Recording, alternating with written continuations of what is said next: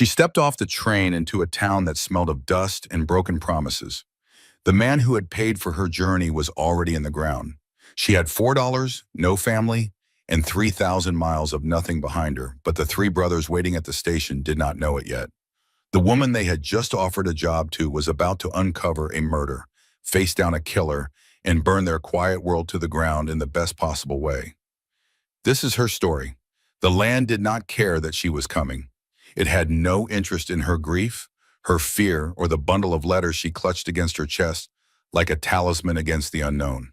The Colorado Territory stretched out beneath a sky so vast it seemed to swallow the horizon whole, and the wind that swept across the plains carried nothing but dust and the dry scent of sage, and the absolute indifference of a world that existed long before human beings gave it a name, and would exist long after the last one was gone. Against this immensity, a train crawled westward like an iron caterpillar, trailing black smoke across the golden emptiness.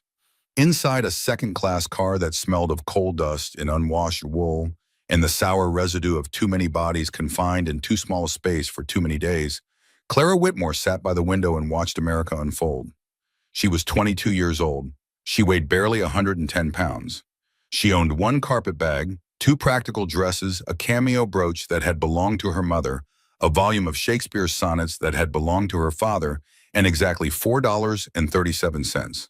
She also owned a bundle of letters tied with blue ribbon, written by a man she had never met, a man she had agreed to marry, a man who at this very moment was waiting for her in a town called Silverton, at the edge of the known world. Or so she believed. The train was 12 hours late. A bridge washout in Kansas had stranded them on a siding for half a day while repair crews worked in the rain, and Clara had spent those hours doing what she had done for the past 3,000 miles. She sat, she watched. She held the letters and tried to imagine the face of the man who had written them. Thomas Caldwell, cattle rancher, Silverton, Colorado Territory.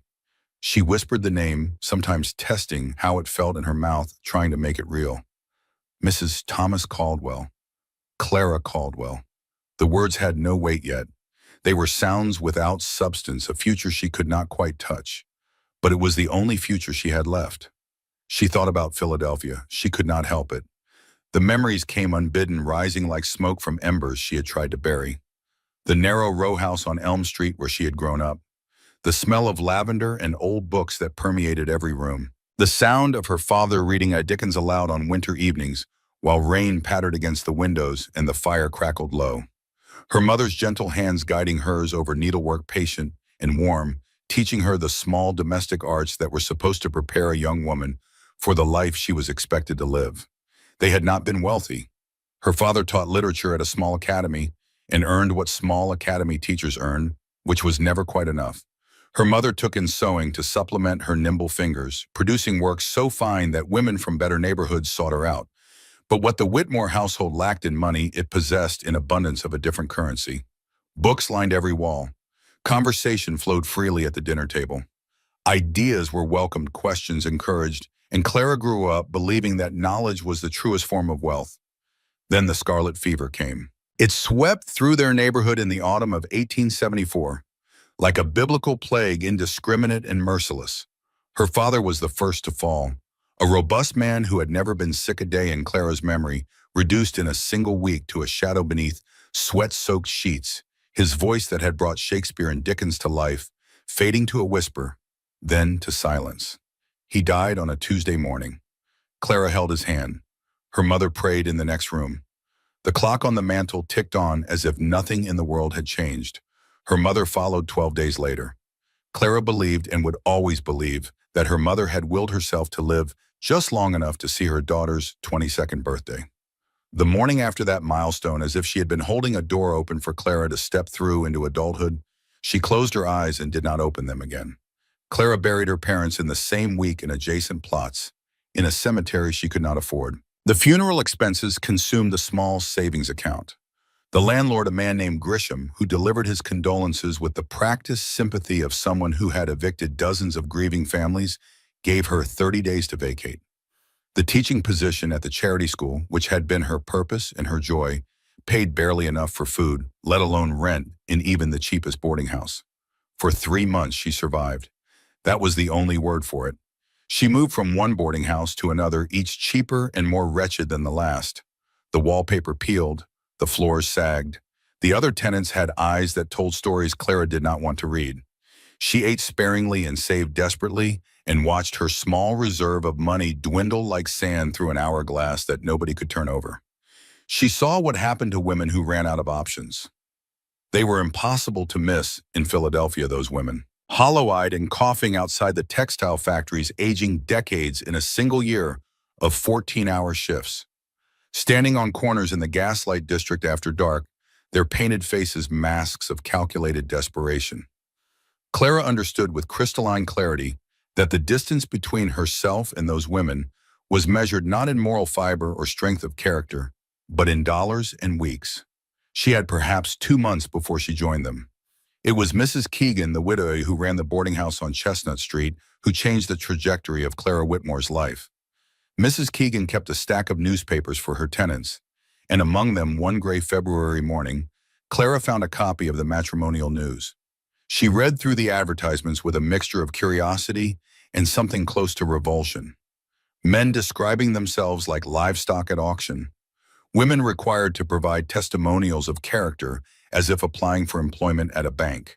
The entire enterprise felt transactional and faintly desperate, and Clara understood with sudden and uncomfortable honesty that transactional and desperate described her situation exactly. One advertisement stopped her, not because of flowery promises or grandiose claims, but because of its plainness, because it sounded like a real person talking rather than a salesman performing.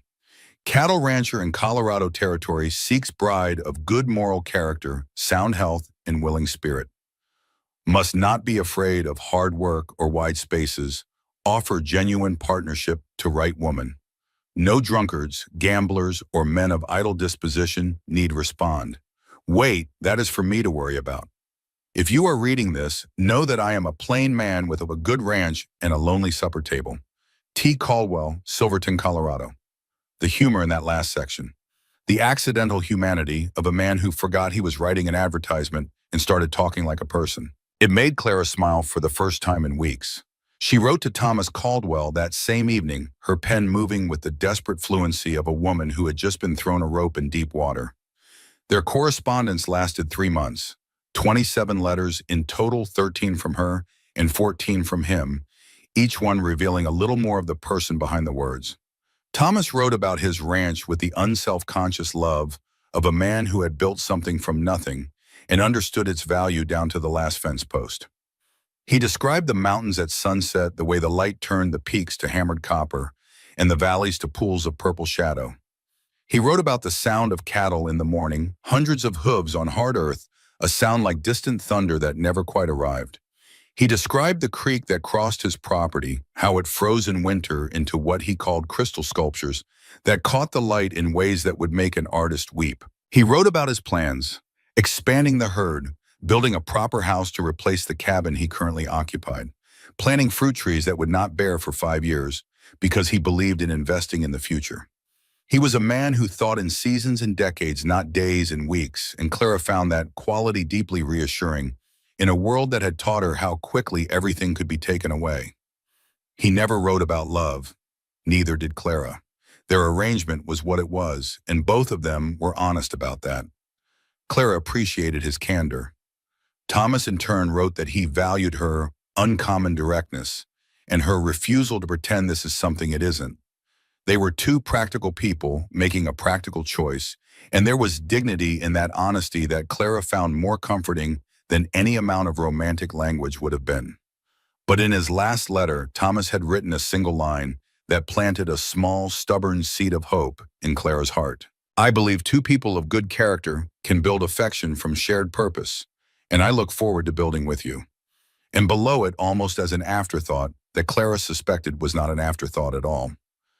I should mention that I keep a decent library for a cattleman, and I make a tolerable beef stew. There was something else in that letter, something Clara did not fully understand at the time, but which lodged in her memory like a splinter.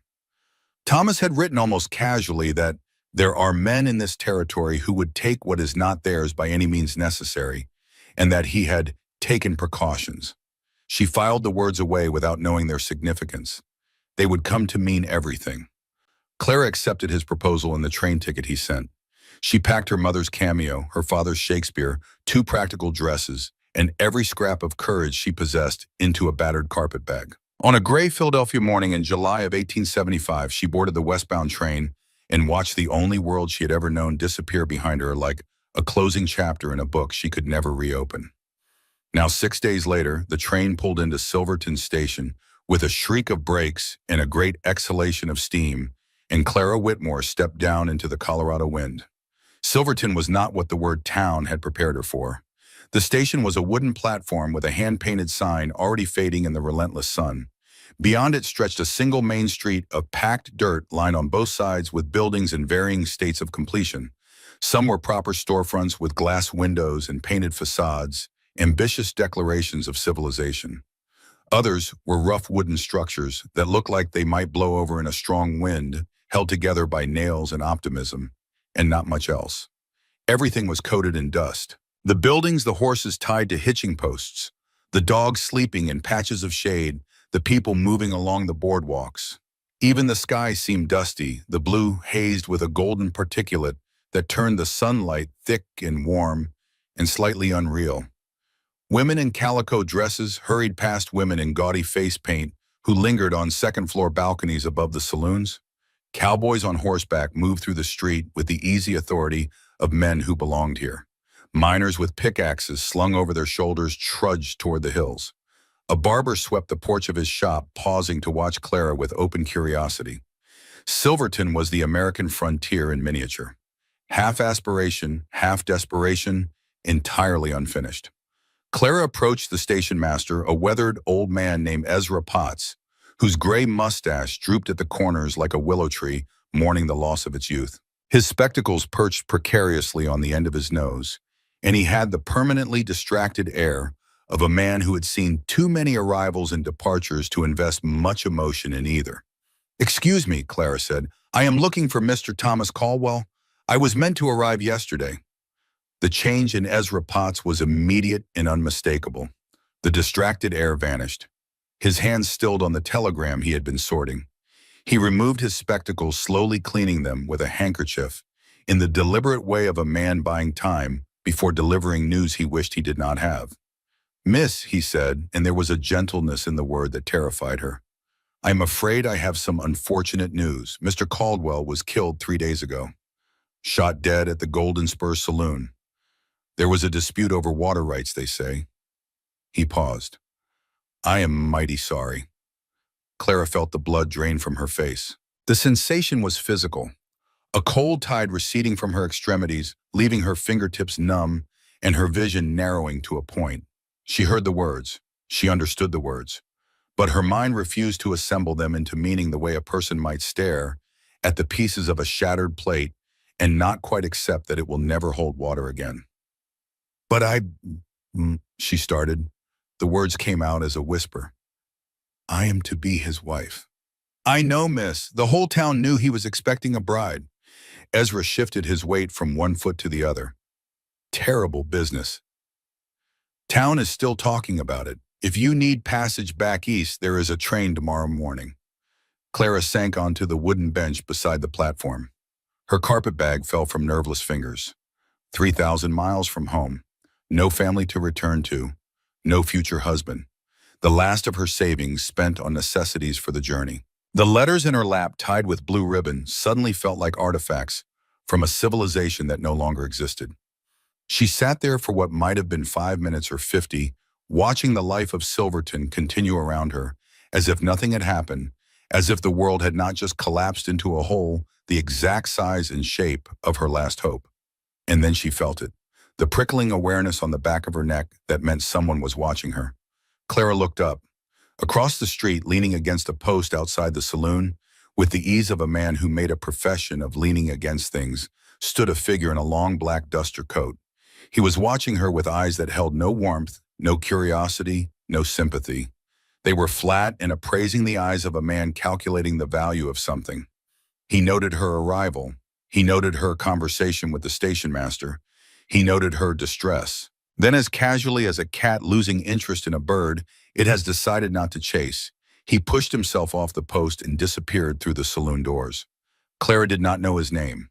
She did not know that the man in the black coat was named Jeb Holloway, that he was a former cavalry scout turned hired gun, that he worked for a man named Victor Crane, and that 3 days ago he had deliberately provoked Thomas Caldwell into a fight that ended with a bullet in Thomas Caldwell's chest. She did not know any of that yet, but the cold feeling his gaze left on her skin would stay with her, and in the weeks to come she would learn to recognize it for what it was. The feeling of being watched by something dangerous. A voice cut through her spiral of despair. Steady, male, carrying the quiet authority of someone accustomed to large spaces and hard decisions.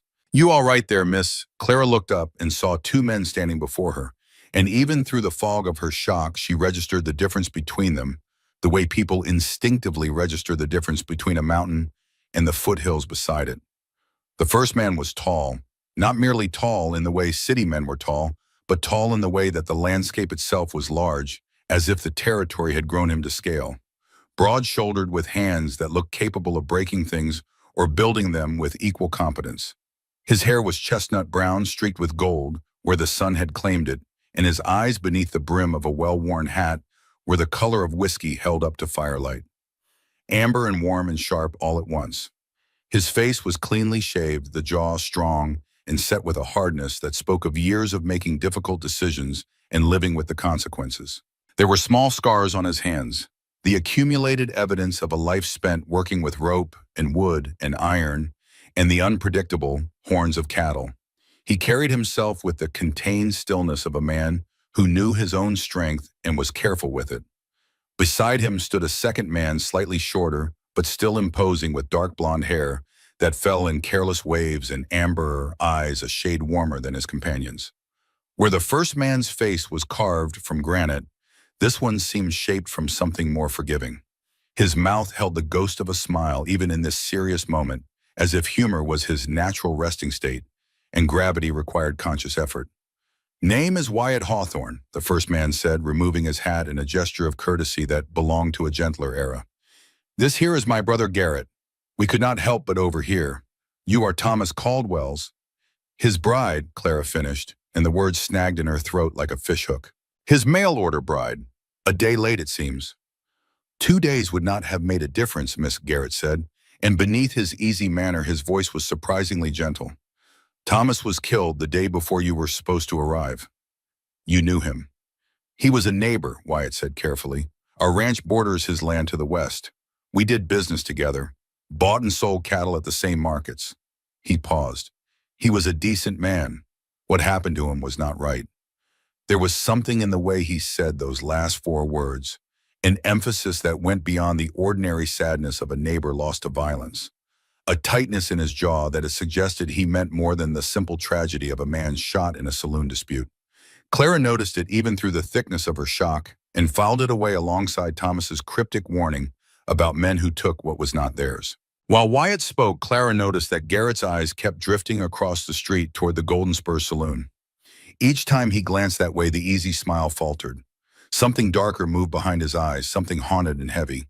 He shifted his weight, touched the back of his neck, unconscious gestures of a man carrying a burden he had not put down. Clara, overwhelmed as she was, did not have the capacity to analyze his behavior. But Garrett Hawthorne was carrying a secret, and it was eating him from the inside.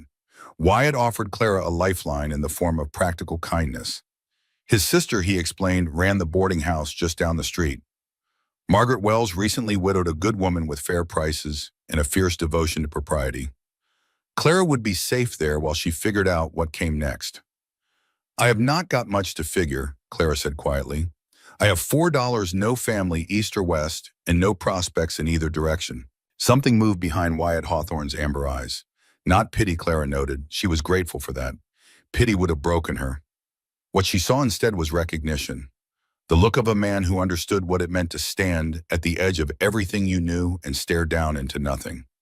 "One thing at a time, Miss Whitmore. Clara Whitmore. Miss Whitmore, let us get you somewhere safe and warm, and then we can talk about what comes next." On the walk to the boarding house, they passed the land office.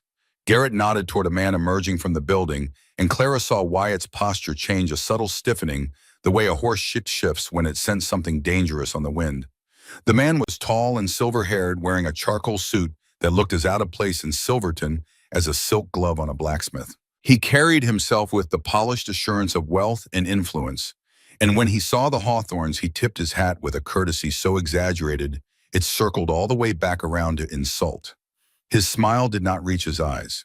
His eyes were gray and cold and calculating, and Clara felt them pass over her with the same flat appraisal she had felt from the man in the black duster. "Who is that?" she asked.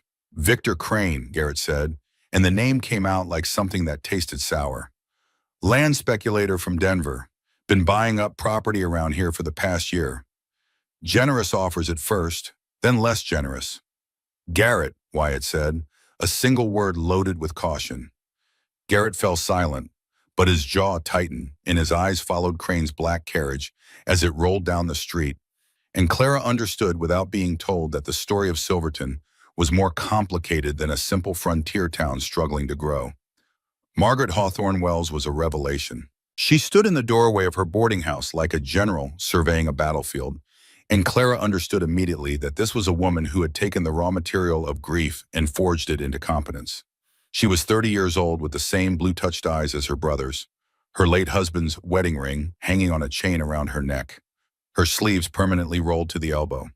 She took one look at Clara's ashen face, listened to the situation in 3 sentences, and shifted into action with the efficiency of someone who had no patience for the luxury of standing still. A room at reduced rate, a basin of warm water, hot food, strong tea, clean towels. "You will stay as long as you need to sort things out," Maggie said, showing Clara to a small but spotless bedroom on the 2nd floor. "And do not you worry about vultures in this town trying to take advantage. Any friend of my brother's is under my protection." That evening at the communal dining table, Clara began to understand the world she had entered. The boarders assembled for supper like a cross-section of frontier society. Miss Agnes Perry, the school teacher, a thin woman of indeterminate middle age who was leaving Silverton at month's end, her contract expired, her patience with frontier life exhausted. A mercantile clerk named Osgood, who gossiped about Caldwell's death with inappropriate relish between bites of cornbread, and Mrs. Doris Finch, an elderly widow who knitted continuously while she ate her needles, clicking in a rhythm as steady and unstoppable as a heartbeat. It was Mrs. Finch who dropped the observation that lodged in Clara's mind like a stone dropped into still water. She said it mildly between stitches, her eyes on her work, and her voice carrying no more weight than if she had been commenting on the weather. "Third rancher this year to meet trouble after refusing to sell to that Crane fellow. Just bad luck, I suppose." The needles clicked. The clock ticked. Nobody at the table responded, but Clara noticed that Miss Perry pressed her lips together, and Osgood suddenly found his cornbread fascinating. Third rancher, after refusing to sell. Just bad luck. Clara stored the words alongside Thomas's warning, and the cold eyes of the man in the black coat, in the way Garrett looked at the golden spur, and the emphasis in Wyatt's voice when he said what happened to Thomas was not right.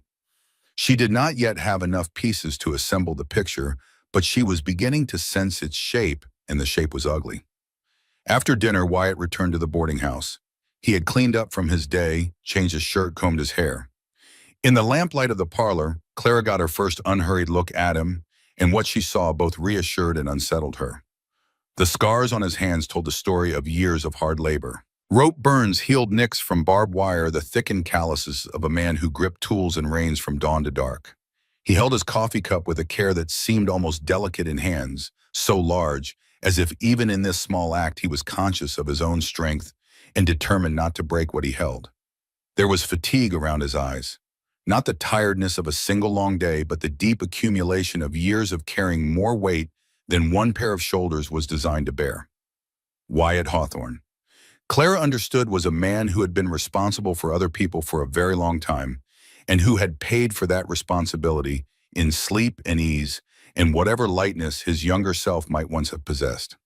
"May I ask you something about Mr. Caldwell?" Clara said when the other boarders had dispersed. "I realize I knew very little about the man I agreed to marry. Our letters were formal. He told me about his ranch, his plans, his daily life, but I never learned who he truly was." Wyatt considered her question, turning his coffee cup slowly between his palms. He was determined, Built his ranch from nothing in 5 years, which is something most men cannot do in 10. Not always the easiest man to deal with, but fair in business. Honest. He paused. He deserved better than what he got. And what were your plans with him, Miss Whitmore, if you do not mind my asking? To be a good wife, she answered simply. To keep his home, bear his children, build a life together. I taught at a charity school before my parents died, but mostly I wanted security and perhaps in time genuine affection. She looked down at her hands folded in her lap. Now I have until tomorrow morning to decide whether to spend my last dollars on a ticket back to Philadelphia, where I have nothing and no one. Wyatt held her gaze for a long moment. Then he excused himself and stepped outside into the night. He found his brothers waiting in the shadows beside the livery stable. Garrett leaned against the fence rail, arms crossed. And beside him, revealed in the lamplight, spilling from the stable door, stood the third Hawthorne brother. Silas Hawthorne was 26 years old, and he was different from his brothers in ways that were immediately apparent. Where Wyatt communicated authority and Garrett communicated charm, Silas communicated a quiet intensity that had nothing to do with aggression and everything to do with attention. He was leaning against the stable wall, whittling a piece of wood with the focused ease of someone whose hands were never idle, his auburn red hair catching the light in copper streaks. When Wyatt approached, Silas looked up, and his green amber eyes held the sharp awareness of a man who noticed everything and said very little. The mail order bride, Silas asked simply. Wyatt nodded. What is she like? Educated, capable, terrified but hiding it well. Silas absorbed this with a slight nod and returned his attention to the wood in his hands. The three brothers talked in the shorthand of men who had shared a life so long that half their communication happened in the spaces between words. Wyatt proposed offering Clara employment at the ranch. Their mother had passed 8 months ago, and the house had suffered accordingly. The account books were a disaster. The kitchen was a health hazard. None of them could cook a meal that did not end in smoke or regret. Garrett was immediately supportive. She is educated, she is capable, and she has got nowhere to go. It is the right thing, Wyatt. Silas raised the one objection that mattered. A woman alone on a ranch with 3 unmarried men. People will talk. Let them talk, Wyatt said, and there was iron in his voice. Maggie will vouch for our character, and Miss Whitmore will have her own room with a lock on the door. It will be proper. The decision was made. Wyatt returned to Clara and presented the proposition. Employment as housekeeper and bookkeeper at Hawks Ridge Room and board included. He explained the situation plainly without embellishment. 3 brothers in the house, a sister who visited regularly. Work that was hard but honest. A room of her own, private and secure. If it does not suit you, after 1 month I will pay your passage back east myself, he said. But I want you to understand something, Miss Whitmore. There are 3 of us brothers in that house, and our sister visits regularly. Your reputation will be protected. My word on that. Clara studied his face. The granite exterior. The amber eyes that held more warmth than his expression admitted. The absolute steadiness of his gaze. The look of a man who made promises rarely and kept them always. She thought about Philadelphia. The boarding houses, the factories, the gaslight district. She thought about the alternative, which was this man, this ranch, this territory. She did not understand this leap into the unknown that required every ounce of the courage her parents had spent 22 years building into her. I accept your offer, Mr. Hawthorne, and I want you to know that I am not a fragile woman. Whatever work needs doing, I will do it. Something shifted in Wyatt's expression. A crack in the granite. Not quite a smile, but the possibility of one, and a flicker of something that looked like respect. No, Miss Whitmore, I do not believe you are fragile at all. That night, Clara lay in the unfamiliar bed and stared at the ceiling and weighed her decision from every angle. She thought about the 3 brothers, Wyatt's stoic authority, Garrett's disarming charm, and the shadow that crossed his face when he looked at the saloon. Silas's quiet watchfulness, the way his hands were always creating something, the sharp intelligence in his green amber eyes. She was nearly asleep when voices floated up through her open window from the alley below. Clara rose and peered out into the darkness. Below, barely visible in the moonlight, Garrett Hawthorne stood pressed against the wall of the boarding house, speaking in urgent, hushed tones with a second figure. The other man was lean and wore spectacles that caught a glint of moonlight. And though Clara could not see his face clearly, there was something familiar about his posture, the careful bearing of a professional man. His voice, when fragments reached her, carried the measured cadence of someone accustomed to delivering difficult truths. Garrett's body language was tense, almost desperate, entirely different from the easygoing man who had smiled his way through the afternoon. She heard fragments. Garrett's voice strained with something that sounded very much like guilt. Cannot keep quiet forever. And then lower but no less intense. He did not deserve what happened to him. Before she could hear more, Garrett glanced upward. Clara pulled back from the window, hard hammering. She pressed herself against the wall and held her breath until she heard footsteps retreating down the alley and into silence. She did not sleep for a long time after that. What did Garrett Hawthorne know about the death of Thomas Caldwell? And who was the man he had been confiding in under the cover of darkness? 3 days later, Clara found herself sitting beside Wyatt on a wagon loaded with flour and salt and coffee and fencing wire bouncing along a rutted trail that led away from Silverton and into the open country. Garrett rode alongside on a bay gelding, his hat pushed back, keeping up a running narration of the landscape that was part history lesson and part tall tale. Silas drove a second wagon behind them, loaded with lumber and tools, silent as the mountains that watched their passage. The Colorado Territory revealed itself to Clara in layers of grandeur she had no frame of reference to absorb. Vast stretches of prairie grass rippled in the wind like a golden ocean, each gust sending waves across the surface that rolled toward the horizon and disappeared. The Rocky Mountains rose in the distance, their peaks already white with early snow despite the summer warmth below, and the contrast between the gentle gold of the prairie and the brutal blue of the mountains was so stark it seemed like two different paintings hung side by side. The sky. Clara could not get over the sky. In Philadelphia, the sky was a strip of gray between rooftops. Here it was everything. It stretched from horizon to horizon in an unbroken dome of blue so deep it seemed almost purple at the zenith, and the clouds that moved across it cast shadows on the prairie below that were the size of entire city blocks. "There it is," Wyatt said, and his voice carried a note Clara had not heard from him before. Pride. Not the boastful pride of a man showing off possessions, but the deep, quiet pride of a man who had built something with his hands and his will, and 13 years of dawn to dark labor, and knew its worth down to the last fence post. Hawks Ridge. The ranch spread before them against a gentle rise, and Clara took it in piece by piece, understanding that she was looking at the place that would either become her salvation or her next dead end. The main house was larger than she had expected, a 2-story structure of hewn logs and white clapboard with a wide covered porch that wrapped around 2 sides. It had the solid, settled look of a building constructed not for show, but for endurance, designed to withstand whatever the Colorado winters could throw at it. But 8 months of neglect were evident everywhere. Shutters hung at careless angles. Garden beds that had once been tended were now overrun with weeds. A rocking chair on the porch had a broken spindle, and the whole place carried the slightly forlorn air of a home that had lost the person who made it a home. Beyond the house stood a large barn, its doors painted red, though the paint was peeling, a bunkhouse for hired hands and several outbuildings.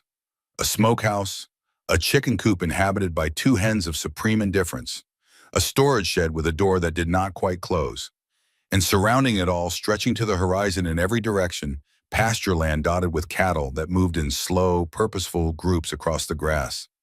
"You have hired men?" Clara asked, noting the bunkhouse. 2 year-round, Wyatt answered. "Old Emmett Dawson and his son Nolan. They have been with us since I was 19. Good men. Take their meals in the bunkhouse, keep to themselves. The main house is private." He paused. "Your room will be at the back of the house on the ground floor." It was our mother's room. He said this last part with careful neutrality, but Clara caught the slight tightening of his grip on the reins. 8 months since their mother died. The wound was still open. Inside the house, the evidence of 3 men living alone without domestic guidance was immediate and comprehensive. The bones of the place were good. Clara could see quality in the furniture, solid and well-proportioned, and she would later learn it was all Silas's work. The curtains were hand-sewn with care that spoke of their mother's patient hands, now dusty with months of neglect. The stone fireplace that dominated the main room was handsome and well-built. The kitchen had decent equipment, A good iron stove, proper pots, sharp knives. But the surfaces were buried under dust. The kitchen was a catastrophe of unwashed dishes, disorganized supplies, and one pot that appeared to have been welded shut by whatever had been burned inside it. The account ledgers stacked on a desk in the corner looked like they had been filled in by a man who considered bookkeeping a particularly cruel form of punishment. Clara conducted her assessment with the practical eye of a woman who had managed a household since she was 16. She opened cupboards, checked the pantry, examined the stove, ran a finger along shelves, and studied what came away on the tip. The three brothers watched her with varying degrees of apprehension. Wyatt stood rigid near the door. Garrett leaned against the wall with his arms crossed in a look of guilty amusement. Silas sat on the stairs, a half-carved wooden horse in his hands, his expression unreadable. "It is not as bad as I feared," Clara said diplomatically. All three brothers visibly relaxed. "Though I suspect your mother would have strong words about the state of this kitchen." Garrett's laugh broke the tension like sunlight through storm clouds. "She would have begun a switch to all three of us, and we would have deserved it." Clara was shown to her room, simply furnished, but with a window that caught the afternoon light and a hand-stitched quilt on the bed that carried the faintest scent of lavender. A small vase on the nightstand held dried wildflowers that someone had placed recently. Clara would later suspect Silas, though she could never be certain, and he would never admit it. "You need anything, my room is upstairs at the end of the hall," Wyatt said from the doorway. "Garrett is across from me, Silas, at the top of the stairs. Meals have been irregular, to say the least. If you could establish some kind of routine, we would all benefit." "I will begin tomorrow," Clara said. "And Mr. Hawthorne, I will need access to the account books as well. If I am to manage a household properly, I need to understand the finances." Something that might have been admiration moved across Wyatt's face. "They are on the desk, fair warning. I am not much of a bookkeeper." "So I noticed," Clara said, and was rewarded with the first genuine half-smile she had seen from Wyatt Hawthorne. It transformed his face the way sunlight transforms a winter landscape, revealing warmth and depth that the habitual severity had hidden, and Clara felt something unexpected stir in her chest. A warmth she immediately and firmly identified as gratitude and nothing more. The first week tested Clara's strength and proved her worth. She rose before dawn each morning, before even Wyatt was awake, and threw herself into the work of reclaiming the neglected house. Room by room, surface by surface. She scrubbed floors on her hands and knees until the wood grain emerged from beneath layers of grime like a painting restored. She reorganized the kitchen into a system of labeled jars and logical shelves so that any of the brothers could find flour or salt or coffee without launching an expedition. She beat dust from curtains and rugs until her arms ached and the air outside was thick with the gray ghosts of months of neglect. She tackled the account books and discovered that Wyatt's bookkeeping, while chaotic in form, revealed a fundamentally sound operation. The numbers were all there, just scattered across pages like seeds thrown by a careless hand. Clara gathered them, organized them, and within 3 days had produced a ledger so clean and logical that Wyatt stared at it for a full minute without speaking. Each brother responded to Clara's presence differently, and in those differences she began to understand the men she was living with. Wyatt was formal and distant, scrupulously polite. He left before dawn and returned after dark, took his meals with a "thank you, Miss Whitmore," that never varied and gave her space that sometimes felt less like respect and more like avoidance. But Clara noticed things.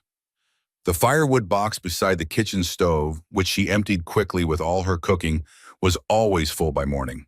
She never once saw Wyatt fill it. The path from the house to the outhouse was graveled smooth one night after she mentioned the mud. A lantern appeared on the porch railing the evening after she had stumbled on the dark steps. Small acts, wordless, consistent. Garrett was warmth itself. He found reasons to linger in the kitchen while Clara cooked, stealing biscuits from the cooling rack and absorbing her mock stern reprimands with theatrical repentance that made her laugh, despite herself. He was easy to talk to, easy to be around, the kind of man who could make a stranger feel like an old friend within 5 minutes. Through Garrett, Clara learned the family history: a father who was harsh and spare with affection, a mother who was gentle and generous with it. The fierce bond between the three brothers forged not in comfort, but in shared hardship. But even as Garrett charmed and entertained, Clara could not forget the conversation she had overheard in the alley behind the boarding house. The strained voice. the guilt, the words she could not unhear. He did not deserve what happened to him. Garrett Hawthorne was a man of easy surfaces and hidden depths, and Clara was beginning to suspect that what lay beneath the surface was something dangerous. Silas communicated almost entirely through action. He did not linger in the kitchen or tell stories by the fire. Instead, things appeared. A carved wooden spoon handle, beautiful in its simplicity, to replace the cracked one Clara had been making do with. A shelf installed in the pantry at precisely the height she had mentioned would be convenient. A sketch of a meadowlark left on the dining table one morning after Clara had said in passing that she missed the sound of birds from her Philadelphia garden. Each gift was anonymous and unacknowledged, and each one told Clara more about Silas Hawthorne than 100 conversations could have. At the end of the first week, Clara returned from a supply run to Silverton with Maggie and found a piece of paper nailed to the ranch gate. Block letters, crude and deliberate. 5 words: mind your own cattle. Wyatt tore it down without expression, his jaw set to stone. He told Clara it was nothing, probably a disgruntled neighbor. But when he thought she was not looking, he showed the note to Garrett, and the two brothers exchanged a glance that carried the weight of everything they were not saying. That night, Clara could not sleep. She came downstairs for water and heard voices from behind the closed door of the study. Wyatt and Garrett speaking in the harsh whispers of men who were trying not to shout. She froze in the hallway. She knew she should go back to her room. She knew that eavesdropping was wrong, that the conversation was not meant for her, that the decent thing would be to fill her glass and retreat.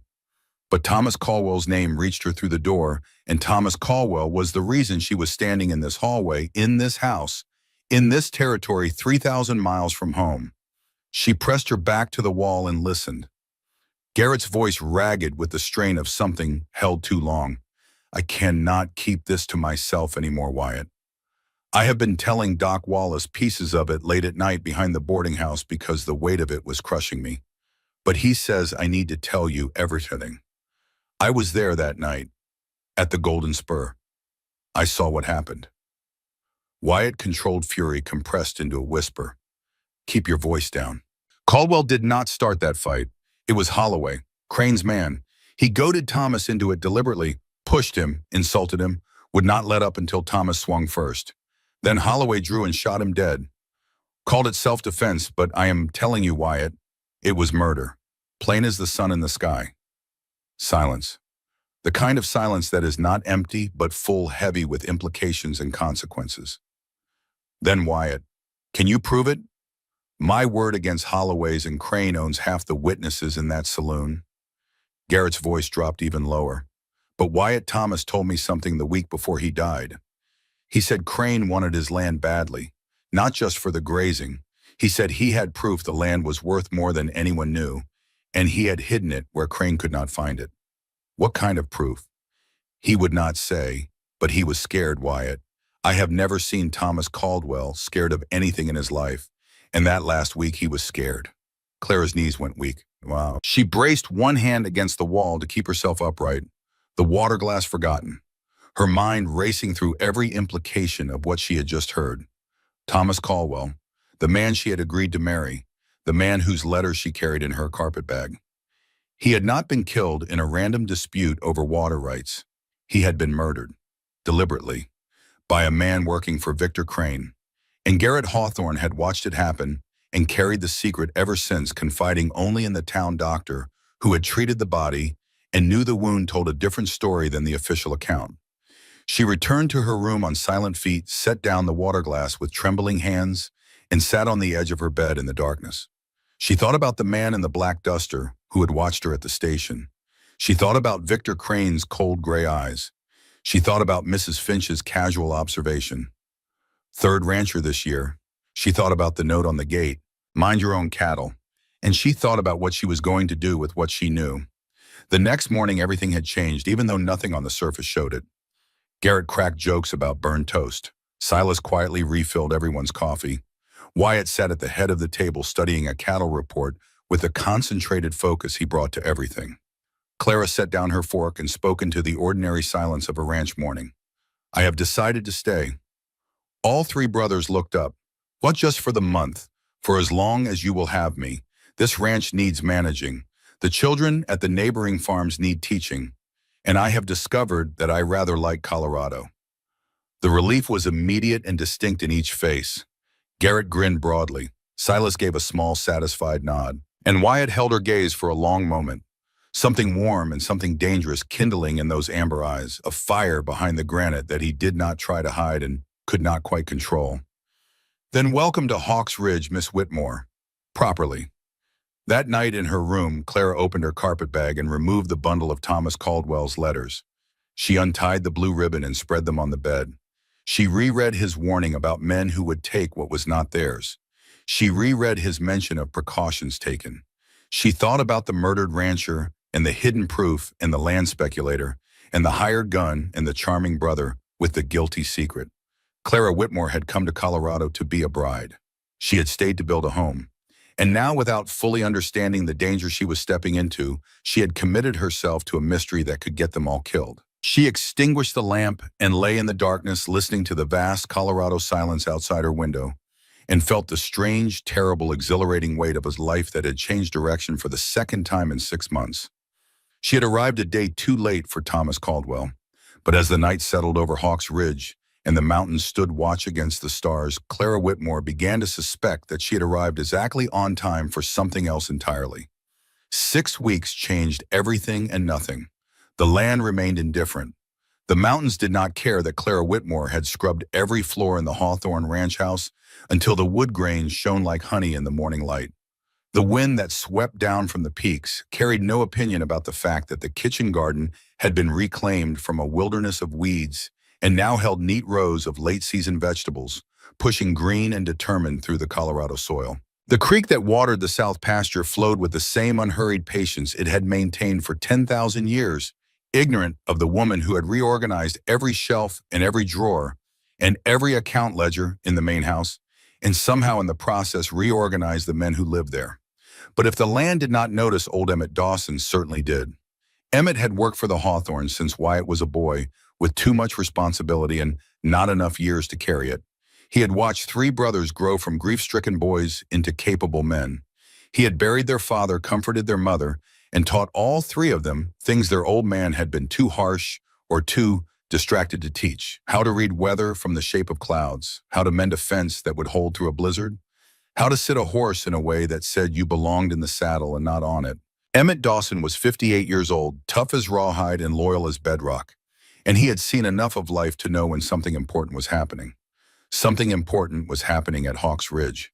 He noticed it the way he noticed changes in the herd. Not in any single dramatic moment, but in the accumulation of small shifts that added up to a transformation. The house gleamed. Windows that had been opaque with months of grime now caught the morning sun and scattered light across clean floors. The porch, which had been slowly surrendering to neglect, now had swept boards and a repaired rocking chair with a cushion on the seat. The smell that greeted Emmett when he came to the main house for his weekly supply meeting with Wyatt was no longer the stale odor of 3 men failing at domesticity, but the warm, complex fragrance of bread baking and coffee brewing, and something with cinnamon that made his mouth water before he reached the door. But it was the brothers themselves who showed the most dramatic change. Wyatt still left early and returned late, but he no longer ate standing at the kitchen counter like a man fueling a machine. He sat at the table. He waited for Clara to serve. He said grace when she asked him to. And he lingered after supper in a way Emmett had never seen, finding reasons to remain in the warm kitchen while Clara cleaned and hummed melodies from a world 3,000 miles away. Garrett had cut his drinking in half. Emmett was not certain Clara had ever said a word about it. Her mere presence seemed to have recalibrated the middle brother's habits, as if the simple fact of a decent woman under the same roof made the bottle less necessary as a companion. And Silas, quiet, watchful Silas, who had not sung since their mother's funeral, had started singing while he worked. Emmett heard it from across the yard one morning and stopped in his tracks and stood there listening with the dumb, grateful expression of a man hearing church bells after a long absence. "That girl has done more for this family in 6 weeks than I managed in 13 years, Emmett told his son Nolan over supper in the bunkhouse. There was no jealousy in the observation. Only the profound relief of an old man watching something broken begin to mend. Clara had established routines that gave the ranch house a heartbeat it had lacked since the brother's mother died.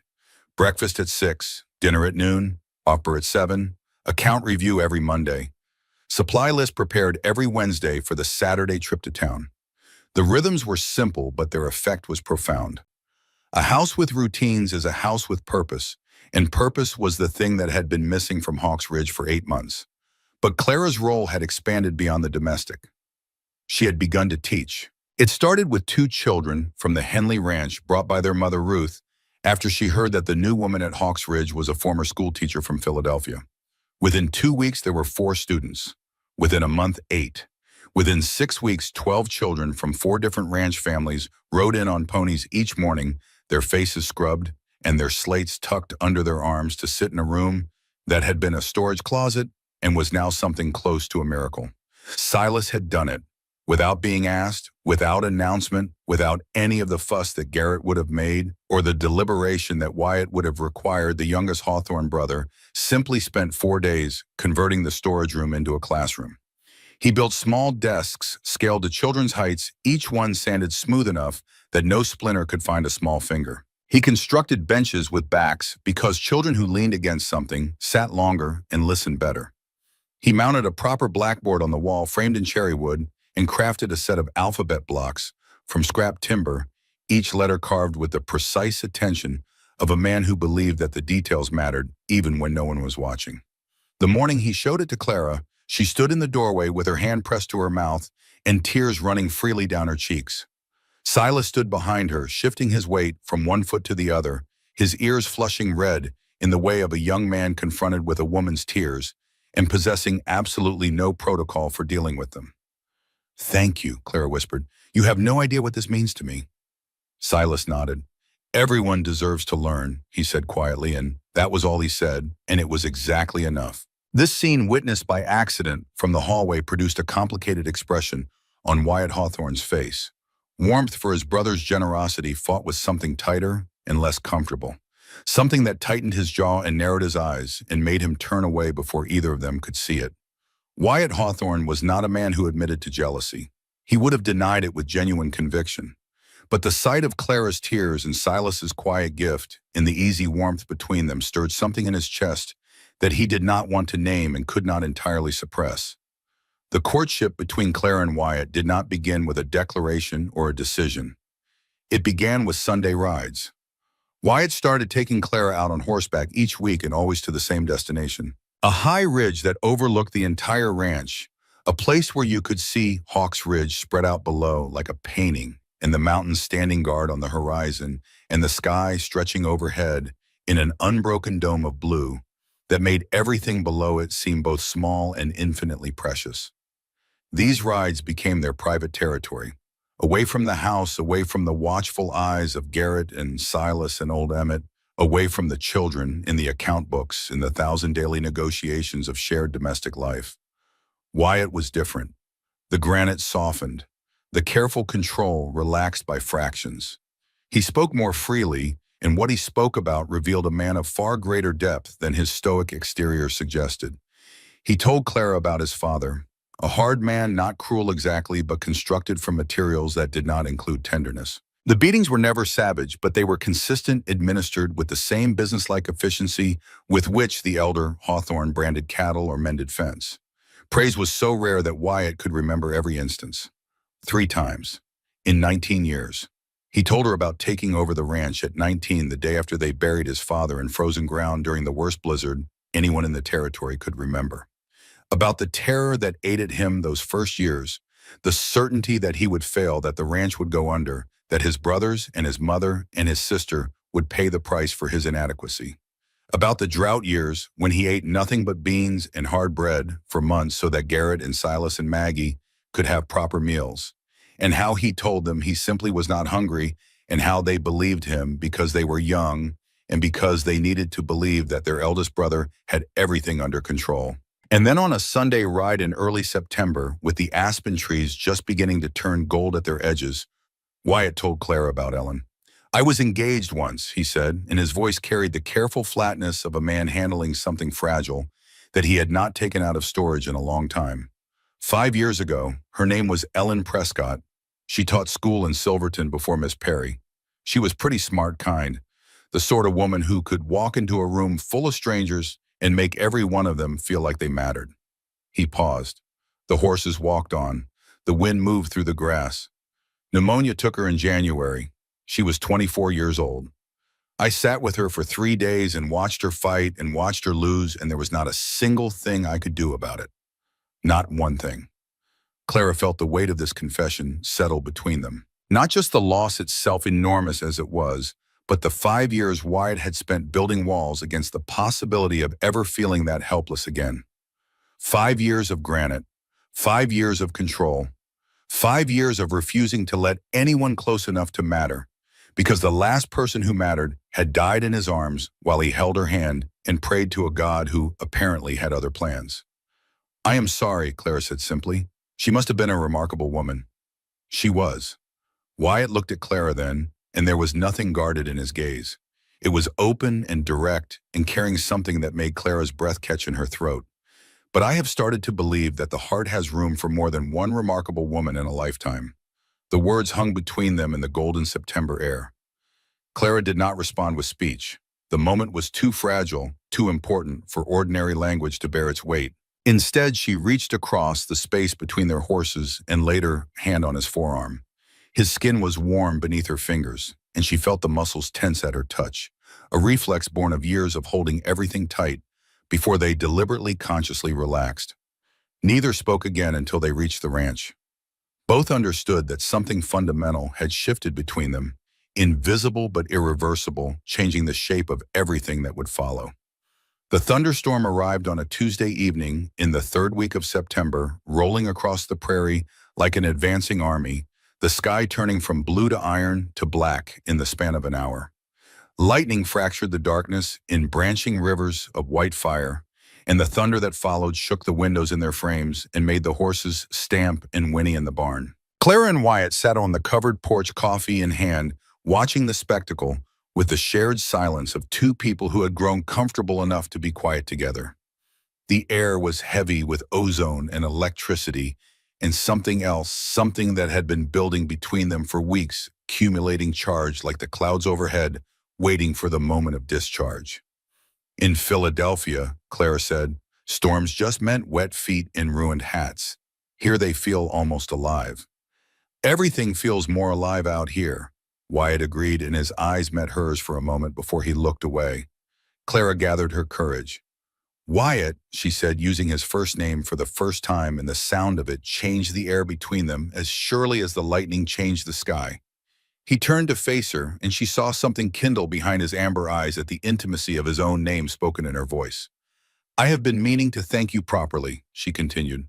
"What you did for me offering this position when I had nowhere to go. It was the act of a good man." His expression softened. "You have more than earned your keep, Clara." Her name on his lips for the first time, and the warmth that flooded through her at the sound of it was so intense she felt it in her fingertips. "The house has not been this well managed since Mother was in her prime. The books make sense for the first time in years, and the teaching." He struggled with something, some thought or feeling that was fighting to get past the granite. "My mother would have loved you." The rain began, heavy and warm, drumming on the porch roof, turning the world beyond the railing into a curtain of silver. Neither moved to go inside. The storm provided cover, a wall of noise and water that enclosed the porch in its own private sphere and made honesty feel not only possible but necessary. "I have been thinking," Wyatt said, and his voice was almost drowned by a rumble of thunder. "Winter is coming in a few months. The passes get difficult. Town is hard to reach." He paused. He took a breath. "Clara, would you consider staying on permanently?" Her heart quickened. "As your housekeeper?" "No." He set his coffee down and turned to face her fully, and the look in his eyes was the most vulnerable thing Clara had ever seen on a face that strong. "I know this is not what you came west for. You expected to be a wife, not an employee. But these past weeks, getting to know you, seeing your strength, your kindness, the way you have made this house a home again."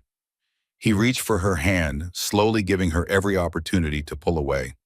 She did not pull away. "I find myself hoping for something more than an arrangement." "What exactly are you proposing, Wyatt Hawthorne?" "Courtship. Proper courtship." His smile was warm despite the rain hammering around them. I am not asking you to marry me today. We should take time, be sure. But I want you to know my intentions are honorable and my feelings are genuine. You came here, a stranger, Clara, and somehow you have become the person I most want to see at the end of every day. Clara felt a weight she had been carrying since the day she arrived in Colorado lift from her shoulders and dissolve into the rain-soaked air. The uncertainty, the fear, the constant calculation of whether she was safe, whether she was wanted, whether this fragile new life would hold her weight or collapse beneath her. I would like that very much, she said. The sky opened completely, rain pouring in sheets, and they ran inside laughing, soaked to the skin and light, with the giddy relief of two people who have finally said the thing that needed saying. In the hallway, they stood dripping, breathing hard, close enough that Clara could feel the heat radiating from his body through his wet shirt, and the air between them was charged with something that had nothing to do with the storm outside. Garrett emerged from the study, took one look at their flushed and rain-drenched faces, and grinned with the satisfied expression of a man who had been waiting for exactly this. Well, he said, it is about time. But the story of Hawks Ridge was not only a love story. Running beneath the tender surface of Clara and Wyatt's growing bond, like an underground river beneath a flowering meadow, the darker current of Thomas Caldwell's murder continued to flow. Clara had not been idle since overhearing Garrett's confession.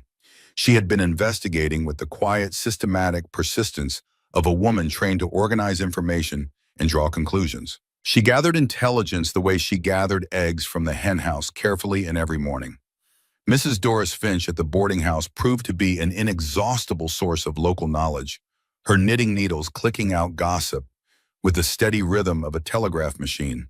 From Mrs. Finch, Clara learned the names of the other ranchers who had suffered misfortune after crossing Victor Crane. Hank Morrison, whose barn burned the same month he refused Crane's purchase offer.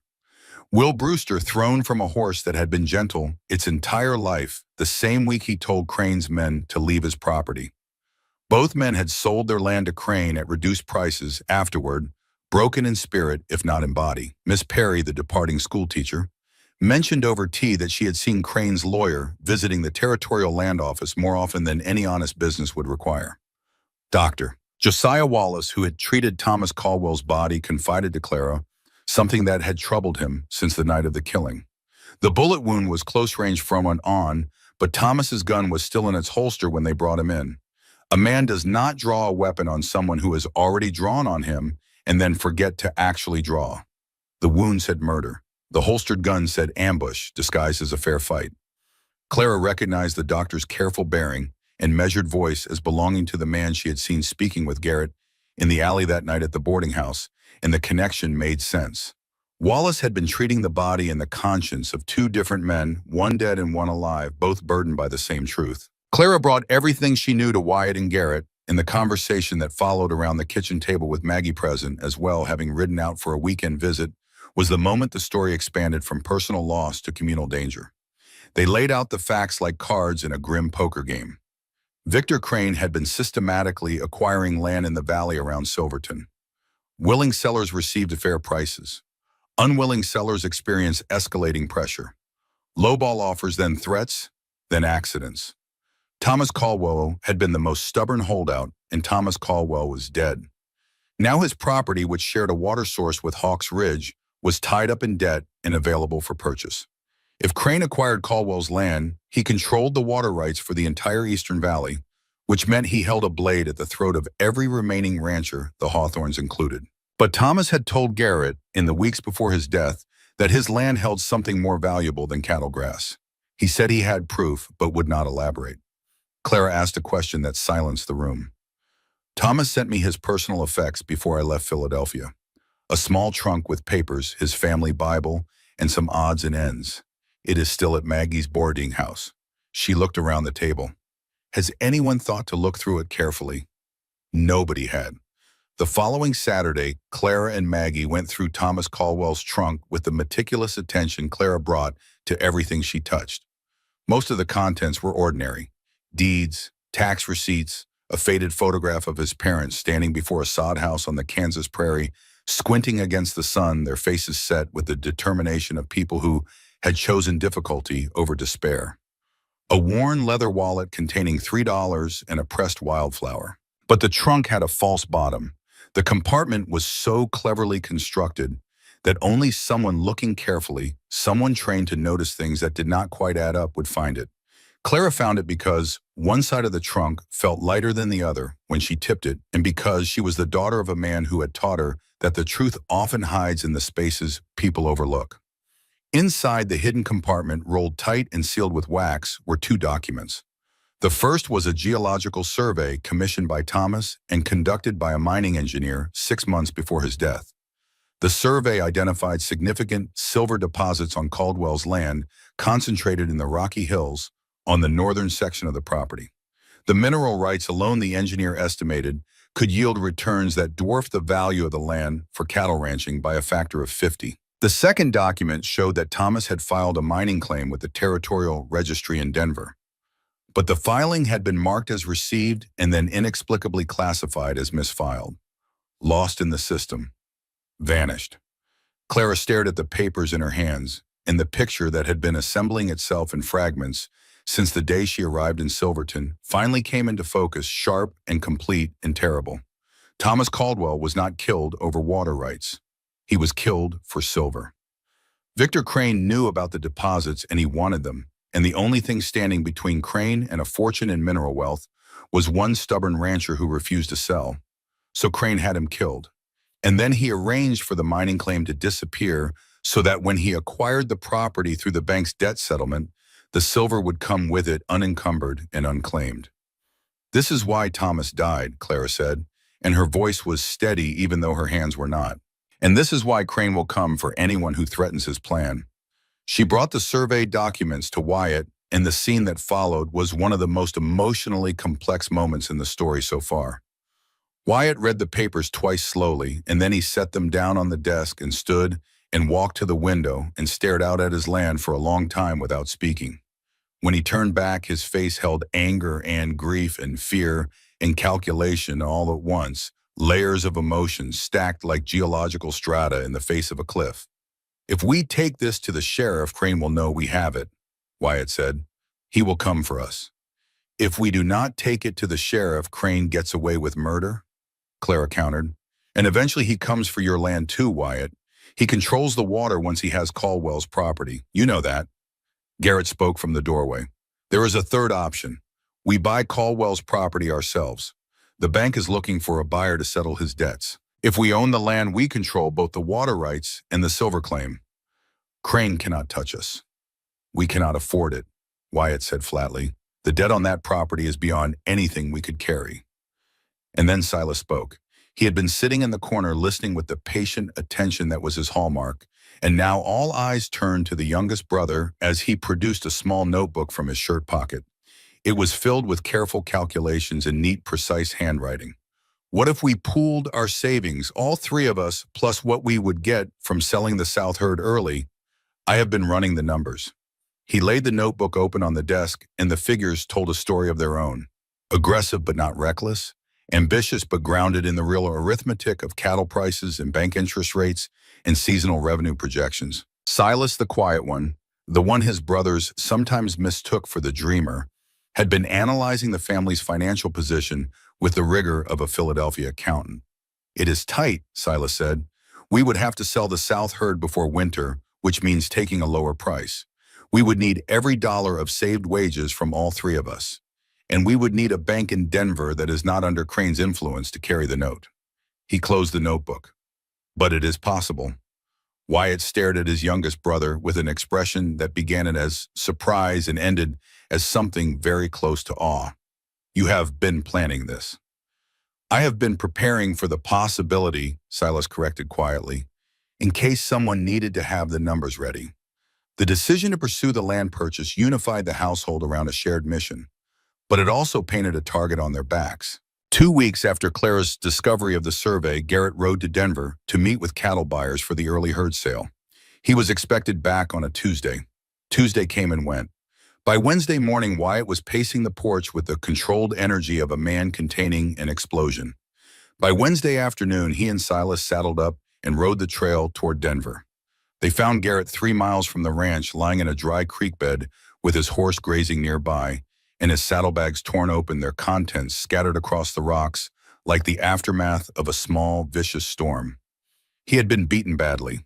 3 cracked ribs, his face swollen and discolored, one eye completely shut beneath a purple mass of bruised tissue. His left arm hung at an angle that no arm was designed to achieve, the bone broken cleanly between elbow and wrist. His lips were split. His shirt was torn and stained with blood that had dried to the color of rust. But Garrett was conscious, and the first words that came through his split and swollen mouth were not about his injuries. "They wanted to know about the survey," he said, his voice a raw whisper. "They know we have it, Wyatt." They brought him home on a makeshift litter fashioned from saplings and a blanket moving as quickly as the rough terrain would allow, while trying not to jar the broken arm that Garrett held against his chest with his good hand, his face gray with pain. He was too stubborn or too proud to voice. Clara set the arm. She had learned basic bone setting during the scarlet fever epidemic, when the overwhelmed charity hospital had pressed every able-bodied volunteer into service, and the knowledge came back to her now with the clarity that crisis provides. Silas held Garrett still, his craftsman's hands gentle but immovable. Wyatt gripped his brother's good hand so tightly his knuckles turned white. His jaw locked, his eyes bright with a fury and a fear he could not afford to show. Garrett, through the haze of agony, managed to crack a joke. "You should see the other fellows," he said through gritted teeth. "Actually, there were 4 of them, so maybe not." Nobody laughed, but the fact that he could still try was the thing that kept them from breaking. Dr. Josiah Wallace rode out from Silverton the next day and confirmed Clara's work. Broken arm, 3 cracked ribs, extensive bruising. 6 weeks minimum before Garrett could work. As the doctor prepared to leave, he pulled Wyatt aside. "This was not random, Wyatt. Someone sent those men. Your brother was targeted." "I know. Are you going to do anything about it?" Wyatt's jaw worked. "I am going to do everything about it." 2 weeks later, the church in Silverton was full for the first time since Easter. Reverend Isaiah Cooper had called a community gathering to discuss what he delicately termed matters of concern in the valley. The meeting had been quietly organized by Clara and Maggie, who had spent those 2 weeks visiting every ranch wife and shopkeeper's wife in the territory, sharing their concerns with the careful selectivity of women who understood that information was a weapon and should be deployed strategically. The church was packed. Ranchers in their Sunday clothes, uncomfortable in starched collars. Miners with dirt still under their fingernails. Shopkeepers, their wives, their older children. The entire human population of Silverton and the surrounding valley gathered in wooden pews beneath a simple cross, united by a growing unease that no one had been willing to name until now. Victor Crane was present. He sat in the front pew with the proprietary ease of a man who believed all rooms belonged to him. His lawyer Aldrich flanked him on one side, sharp-faced and taking notes. Jeb Holloway sat on the other, his flat predatory eyes scanning the crowd with the professional assessment of a man cataloging potential threats. Crane's expression was one of amused condescension, the look of someone attending a performance he expected to find beneath him. Sheriff Harlan Beckett moderated with visible discomfort, his badge freshly polished, as if he were trying to convince himself of his own authority. Several ranchers spoke. Jack Henley described the escalating pressure to sell his property. A widow named Mrs. Patterson told how her late husband's ranch had been the target of mysterious fence cuttings and missing cattle in the months before he agreed to sell to Crane at half its value. Each account was individually dismissible. Coincidence, bad luck, the hazards of frontier life. But together they formed a pattern that even the most determined skeptic could not ignore. Then Clara stood. She was small, she was blonde, she was soft-spoken, she was wearing a blue dress that was slightly too large because she had been working harder than she had been eating, and she carried herself with the quiet dignity of a woman who had buried her parents, crossed a continent, and arrived to find her future husband dead and had not yet been broken by any of it. Crane likely dismissed her on sight. A mail-order bride playing at frontier life. A girl from the East with opinions above her station. That was his mistake. Clara did not speak about the silver survey. That card she held close, waiting for the moment when it would do the most damage. Instead, she spoke about Thomas Caldwell. She spoke about the man she had never met but had come to know through his letters, a man who wrote about his land with the love most people reserve for family. She spoke about his plans for the future, the fruit trees he wanted to plant, the house he wanted to build. And then she named names. Thomas Caldwell, she said, her voice steady and clear in the silent church, shot dead in the Golden Spur Saloon 3 months ago. Hank Morrison, whose barn burned the same month he refused a purchase offer from Mr. Crane. Will Brewster, thrown from a horse that had been gentle its entire life, the same week he told Mr. Crane's men to leave his property. She paused, let the names settle into the silence like stones dropped into still water. I am new to this valley. I am a woman from the East, and I know some of you think I do not understand how things work out here. But I understand mathematics. I understand patterns. And I understand that when good men keep dying or getting hurt after crossing the same person, that is not coincidence. That is design. The church was silent. Even the babies had stopped fussing, as if the very air held its breath. I am not asking you to take up arms. I am asking you to open your eyes. I am asking you to remember that this valley belongs to the families who work its land, not to speculators who profit from fear. And I am asking publicly on the record with God and as my witness for a proper investigation into the death of Thomas Caldwell. She sat down. Wyatt, seated beside her, took her trembling hand beneath the pew and held it. His grip was strong and warm and absolutely steady, and it said everything his face did not show. Crane rose. He was smooth. He was polished. He expressed deep sympathy for the emotional young woman who had lost her intended husband and was clearly overwrought by grief. He denied any wrongdoing with the practiced fluency of a man who rehearsed his innocence the way actors rehearse their lines. His lawyer nodded along, making notes with the mechanical precision of a man billing by the hour. But the mask slipped, just for a moment. When Clara had named the 3 victims, something flickered behind Crane's gray eyes that was not surprise, but recognition. The involuntary acknowledgement of a man hearing his own crimes cataloged in public. And when Clara asked for an investigation, Holloway's hand drifted toward his hip in a reflex that every rancher in the room recognized for what it was. The seed was planted. As families filed out into the evening, the response was divided but encouraging. Jack Henley gripped Wyatt's hand and said simply, "Whatever you need." Tom Sutter, the blacksmith, offered to keep watch on Crane's movements. Mrs. Finch, the perpetual knitter, patted Clara's cheek and whispered, "Brave girl, your Thomas would have been proud." On the ride home, Garrett was unusually quiet. When he spoke, his voice was stripped of its usual lightness. "That was the bravest thing I have ever seen anyone do, Clara, including anything my brothers or I have ever done with a rope or a rifle." "I was not brave," Clara said. "I was angry. There is a difference." "Not to the people in that room," Silas said from behind them. "To them it looked exactly like courage."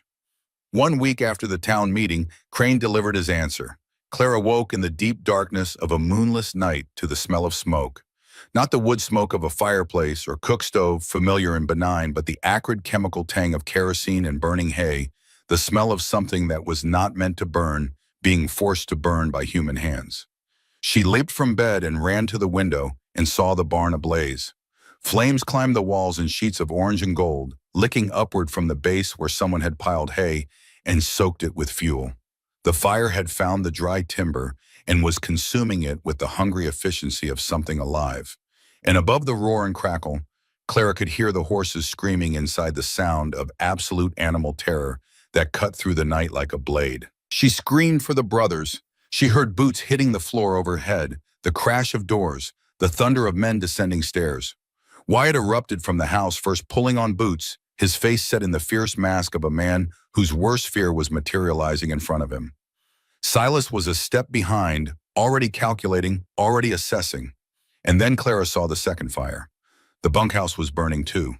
A smaller blaze set at the far corner, designed to divide their response and maximize the chaos. Old Emmett and Nolan were inside. Clara ran, barefoot, in her nightgown, her hair loose and wild.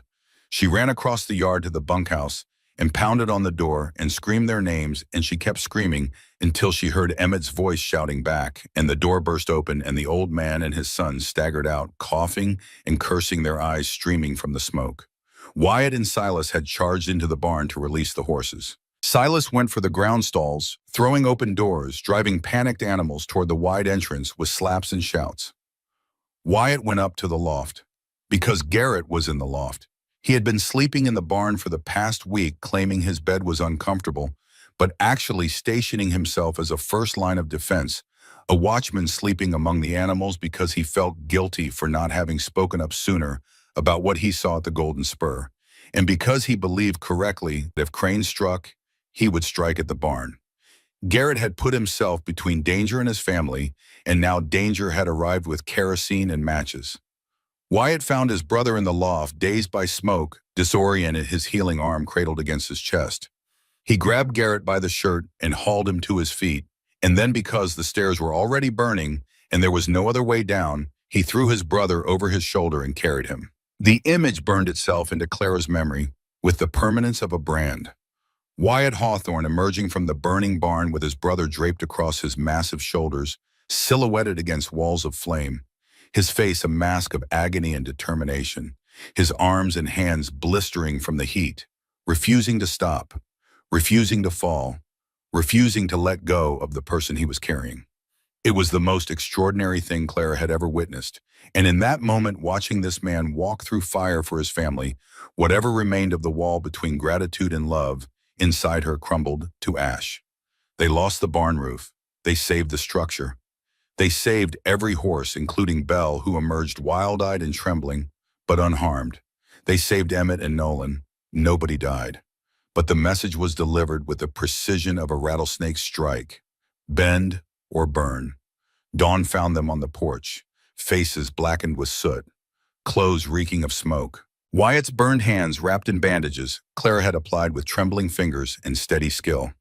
The sun rose over Hawk's Ridge, painting the damaged barn in shades of gold and crimson, and somewhere in the south pasture, a calf bawled for its mother, a sound so ordinary and alive that it cut through the despair like a blade of grass through ash. The brothers sat in a silence that could have tipped either way, toward surrender or toward defiance.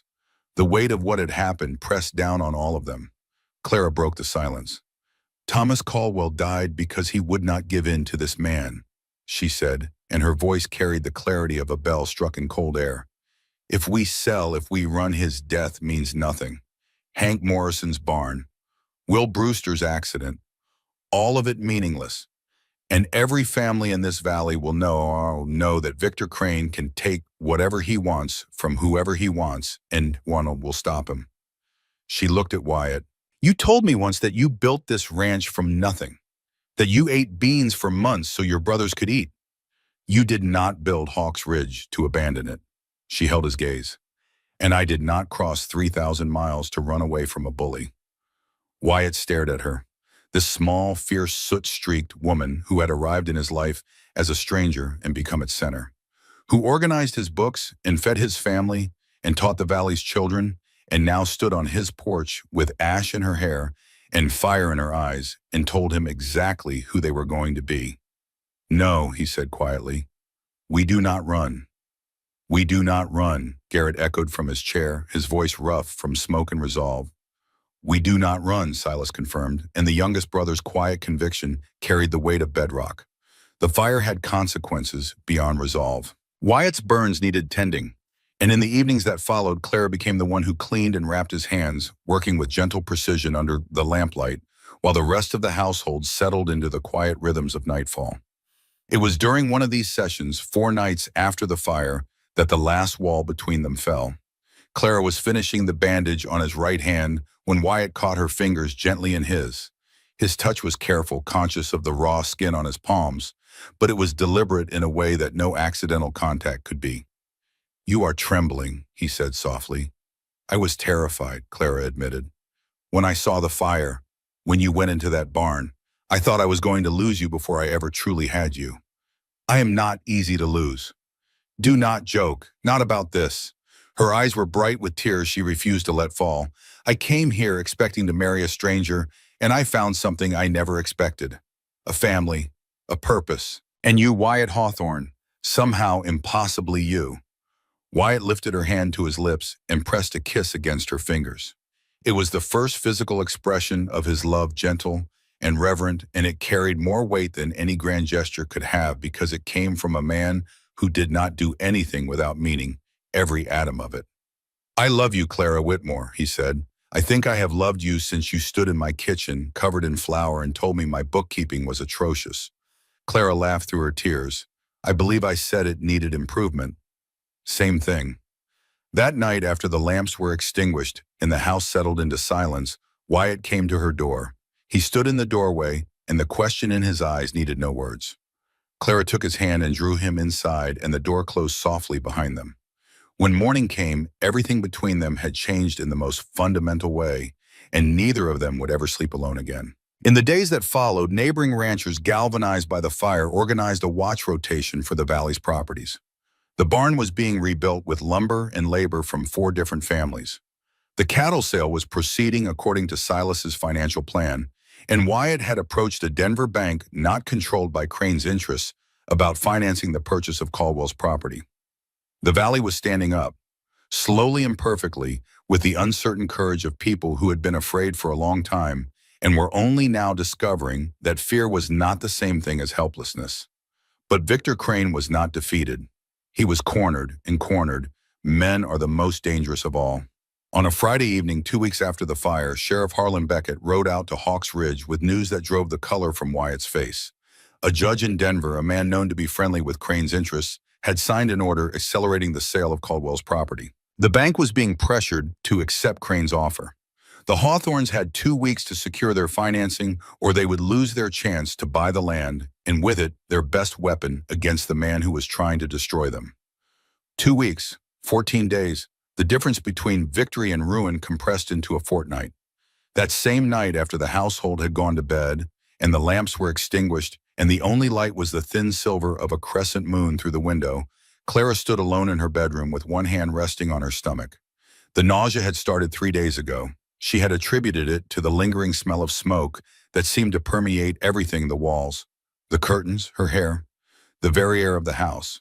But the smoke was nearly gone now, and the nausea remained. It came in the morning and faded by noon, and returned at night with a reliability that was impossible to ignore. Clara Whitmore knew what it meant. She was a woman of education and observation, and she knew. She stood at the window looking out at the moonlit silhouette of Hawks Ridge, the mountains standing guard on the horizon, the damaged barn rising against the stars like a wounded soldier who refused to lie down, and she pressed her palm flat against her belly and whispered into the darkness, "Not now, please, not now." But the body does not negotiate with timing, and the heart does not wait for convenient moments. And the life growing inside Clara Whitmore was as indifferent to her schedule as the Colorado landscape was to her plans. Everything was about to change again. She told Maggie first.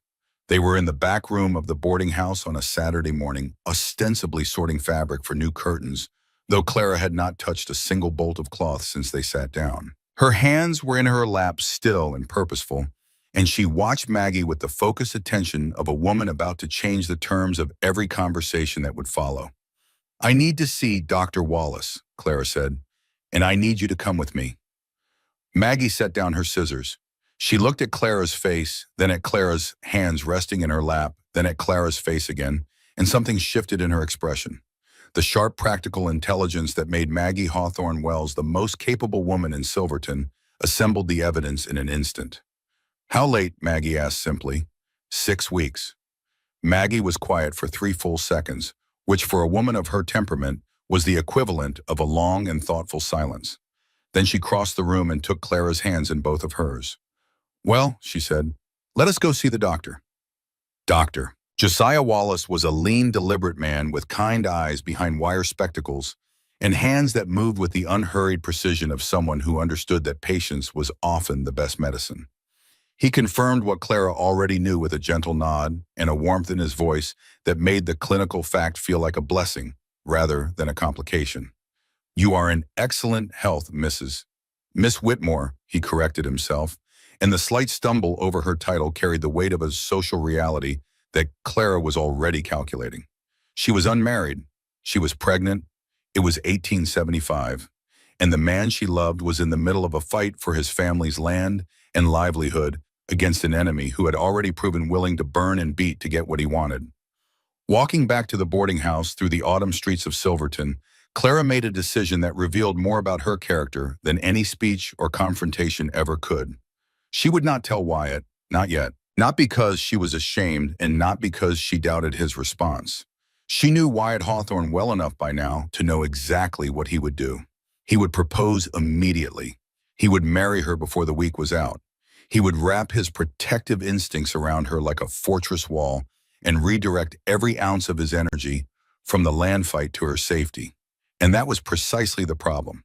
With Crane's accelerated sale bearing down on them, with the financing still unsettled, with the stakes higher than they had ever been, Clara refused to become the reason Wyatt took his eyes off the battle that would determine their future and the future of every family in the valley. She wanted him to choose her freely. Not out of obligation, not because circumstance demanded it. She wanted to hear him ask her to be his wife because she was the woman he loved, not because she was the woman carrying his child. "He will want to marry you immediately, you know," Maggie said, reading her thoughts with the unsettling accuracy of a woman who had known the Hawthorne men their entire lives. "I know, and I want to marry him, but not because of this, not under pressure. I want him to choose me for me."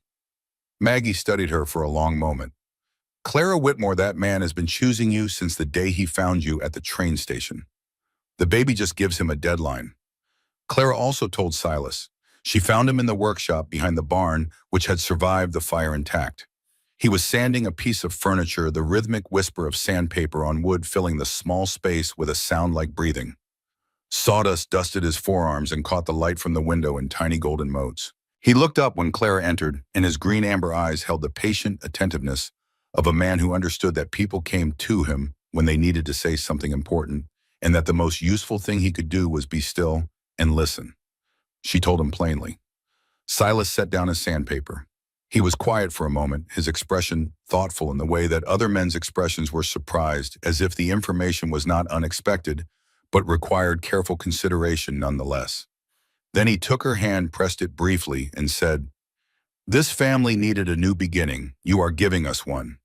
He picked up the sandpaper and resumed working. It was the most perfectly Silas response Clara could have imagined, and she loved him for it. Not the way she loved Wyatt, with fire and need and a hunger that sometimes frightened her with its intensity. She loved Silas the way she might have loved a brother, with a warm and steady certainty that required no examination and carried no complications. He was the person in the family who saw things most clearly, and what he saw he accepted with a grace that his older brothers were still learning. The 2 weeks that followed were the most pressured of Clara's life. Wyatt and Garrett traveled to Denver to finalize the financing with Theodore Marsh, the banker who had his own reasons for wanting to see Crane's expansion checked. The negotiations were complicated by Crane's lawyer Aldridge, who filed motions and raised objections with the mechanical persistence of a man paid handsomely to obstruct. But Marsh was a formidable ally, and his own lawyer proved equally persistent, and by the end of the second day the loan was secured. Backed by the combined value of the Hawthorne Ranch and the projected earnings from the cattle sale Silas had meticulously planned, the financing was sufficient to match any bid Crane could make. But the court-ordered sale was now just days away, and Crane was applying pressure from every direction.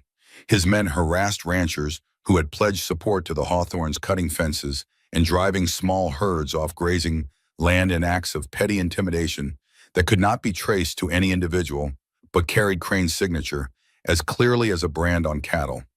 Jeb Holloway was seen in Silverton with increasing frequency, his presence a constant reminder that the man behind the money was willing to use force when money failed. Clara held the household together through force of will. She maintained the routine she had established. Breakfast at 6, classes for the children in the morning, account reviews, supply lists. She cooked and cleaned and taught and organized, and if she sometimes paused in the middle of a task with her hand pressed against her stomach and her eyes distant, nobody noticed except Silas, who noticed everything and said nothing. She also continued her investigation. Letters sent to the Territorial Mining Registry confirmed that Thomas Caldwell's claim filing had been received by a clerk who subsequently departed the territory. Further correspondence with postmasters in 3 towns traced the clerk's movements and established that he had been paid through an intermediary connected to Crane's Denver operation. The paper trail was not enough for a criminal conviction, but it was enough to establish a documented pattern of corruption that a territorial judge would find compelling. 3 days before the land sale, Clara made a discovery that changed everything. She was going through Thomas Caldwell's Bible. The leather-bound volume had been in his trunk of effects, and Clara had taken it out weeks ago with the vague intention of finding a suitable passage for the wedding ceremony she hoped was coming. The Bible was old and well-used, its pages soft from years of handling, its margins annotated in Thomas's careful handwriting with observations and reflections that revealed a more thoughtful man than his plain-spoken letters had suggested. She was turning the pages of the book of Ruth, thinking about the story of a woman who traveled to a strange land and found her home there when a sealed envelope fell from between the pages and landed in her lap. It was addressed in Thomas Caldwell's handwriting to Mrs. Thomas Caldwell. The letter inside was dated the day before his death. Clara's hands trembled as she unfolded the paper. The handwriting was firm, but hurried, the pen pressed hard into the page, the words of a man who knew he was running out of time. "Dear Clara," the letter began, "for that is how I have come to think of you, though we have never met. If you are reading this, it means I was right to be afraid, and I am likely no longer alive to greet you as I had hoped. I write this not to frighten you, but to ensure that the truth survives, even if I do not. A man named Victor Crane has been threatening me for months. He wants my land not for the cattle or the water, but for what lies beneath it. Silver, enough to make a man very rich. I have proof of this in a geological survey I commissioned, which I have hidden in the false bottom of my trunk, the one I am sending to you with my other effects. I have also filed a mining claim with the Territorial Registry, but I fear Crane's men have intercepted it. If something happens to me, take the survey to the Territorial Marshal in Denver, not the local sheriff who I no longer trust to act against Crane's interests. The Marshal's office is on Larimer Street. Ask for Marshal Braddock. He is a fair man and beyond Crane's reach. But I write this letter for another reason. I want you to know that I chose you from among many respondents to my advertisement, not because of your age or your appearance, which I could only imagine, but because of your letters. You wrote with intelligence, with courage, and with an honesty I have rarely encountered in any person, man or woman. In your words, I found a spirit that matched the land I love, strong enough to endure its hardships and generous enough to appreciate its beauty. I believe you would have been a fine wife and a better woman than I deserved. I regret that I will not have the chance to prove myself worthy of you. If I am dead when you arrive, do not grieve for me. I was a man of the land, and the land endures. Find someone worthy of you, Clara. Build the life you deserve. And if you can see that justice is done for those of us who were not strong enough to fight Crane alone, with respect and, yes, with the affection, I wish I had been brave enough to express sooner, Thomas Caldwell." Clara read the letter twice. The first time through tears that blurred the words into illegibility and forced her to blink and wipe her eyes and start again. The second time with a clarity that was almost painful, each sentence landing with the force of a truth that had been buried and was now finally unearthed. She wept for Thomas Caldwell, not the abstract grief she had felt upon arriving in Silverton and learning of his death, the grief of a plan disrupted and a future erased. This was personal. This was the grief of reading a good man's final words and knowing that he had written them, thinking of her, that in the last hours of his life, he had sat down and poured his heart onto paper for a woman he would never meet, because he wanted her to know that she mattered, that his choice of her had been deliberate, and considered that she was not merely a name in a matrimonial newspaper, but a person whose words had reached him across 3,000 miles, and made him believe that something decent and true might still be possible in a world that was closing in around him. She dried her tears. She folded the letter with the care one gives to sacred things, and she carried it into the study where Wyatt was hunched over land documents working through the evening by lamplight, and said the words that set the final act in motion. "I have something you need to see, and then we need to send for the Territorial Marshal." The letter was the key that opened every locked door. Combined with the geological survey, Garrett's eyewitness testimony about the Golden Spur confrontation, Dr. Wallace's observations about the wound and the holstered gun, and Clara's documented paper trail connecting the missing mining claim to Crane's associates, it constituted a case that no honest lawman could ignore. Wyatt read the letter in silence. When he finished, he set it down on the desk and was quiet for a long time. When he looked up, his amber eyes were bright with an emotion that was equal parts grief and gratitude, and a fierce protective love directed not at the dead man, but at the living woman who had carried his truth 3,000 miles and delivered it here to this desk in this room at exactly the right moment. Thomas Caldwell was a better man than any of us knew, Wyatt said quietly. He deserves justice, Clara replied, and we are going to get it for him. A rider was dispatched to Denver that night with a letter from Marshal Braddock's office. The fastest horse in the valley, ridden by Nolan Dawson, who was young enough to ride through the night and strong enough to make the journey in a day and a half if he changed horses at the relay station in Morrison. Whether the response would arrive in time for the land sale was impossible to know. They could only act on what they could control and trust the rest to the providence that had brought Clara Whitmore to Silverton one day late and exactly on time. The proposal came 2 days before the sale on a golden October afternoon. Wyatt took Clara to their ridge. The aspens had turned fully, now the mountainsides painted in strokes of gold and amber that caught the afternoon light and threw it back in shimmering waves.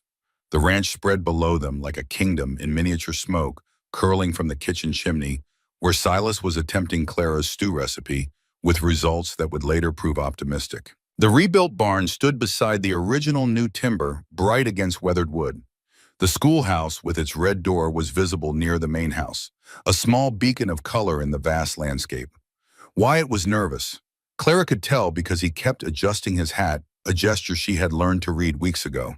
It was the only break in his composure that he could not control a small human crack in the granite that she found endearing beyond measure.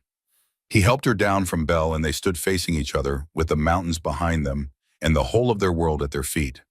Clara, he said, and the way he said her name, with a roughness that was not about his voice, but about what the word cost him to speak, told her everything that was coming. I want to ask you something, and I want you to know that whatever you answer, nothing between us changes. You will always have a home here. That is not conditional on anything. That is a very reassuring preamble to a question you have not asked yet. The ghost of a smile crossed his face. I have been practicing this for 3 days, and it was better in the barn. You practiced on the horses. Belle was supportive. The gelding seemed skeptical. Clara laughed, and the sound of it, bright and unguarded in the mountain air, seemed to give him the courage he needed. I want to build something with you, Wyatt said. Not just a ranch, though I want that too. A life, a family. I want to be the man who wakes up beside you every morning and falls asleep grateful every night. I want our children to grow up on this land and know they are loved. He took her hands. His palms were rough with healing burn scars from the night of the fire, and Clara felt every ridge and callus the map of a life lived in service to land and family, and an idea of duty that most men only talked about, and Wyatt Hawthorne simply did. Clara Whitmore, will you marry me? Not because you came west to be a bride, not because it is practical, not because the world says you should, but because I love you, because you are the finest and bravest person I have ever known. Because this ranch was a house before you came, and now it is a home, and I cannot imagine spending a single day of my future without you in it. Clara's tears fell freely. She let them. I love you, Wyatt, more than I knew was possible for one person to love another. She took a breath. And I need to tell you something before I say yes. She told him about the baby. She watched his face transform. The granite did not crack. It dissolved. What emerged beneath it was something Clara had never seen on Wyatt Hawthorne's features, a wonder so complete and so unguarded that it made him look 10 years younger, as if the weight of everything he carried had been lifted in a single moment by a truth he had not anticipated. A child, he whispered. Our child. I wanted you to ask me for me, Clara said. Not for the baby. That is why I waited to tell you. Wyatt pulled her into his arms. The first full embrace of their story, and Clara felt his heartbeat against her cheek, strong and rapid, the heart of a man who had spent 5 years behind walls and now stood in the open with nothing between himself and joy but the woman he held. Clara, he said, and his voice was thick with emotion, you magnificent, impossible woman. You thought I needed a reason beyond you. He tilted her chin up, his thumb gentle on her jaw. I would have asked you that first night on the porch in the thunderstorm if I had not been afraid you would think I was moving too fast. And under the gold and scarlet canopy of Colorado autumn, with the mountains as witnesses and the wind carrying the scent of the first distant snow, Wyatt kissed Clara. The kiss was gentle and sure and unhurried, the kiss of a man who had waited a long time and intended to take none of it for granted, and Clara understood at last what the word home truly meant. Not a place, not four walls and a roof, but this man, this moment, this certainty.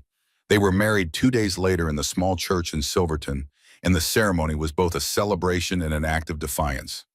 Reverend Isaiah Cooper officiated with genuine warmth, his weathered face creased in a smile that suggested he found the workings of providence both mysterious and deeply satisfying.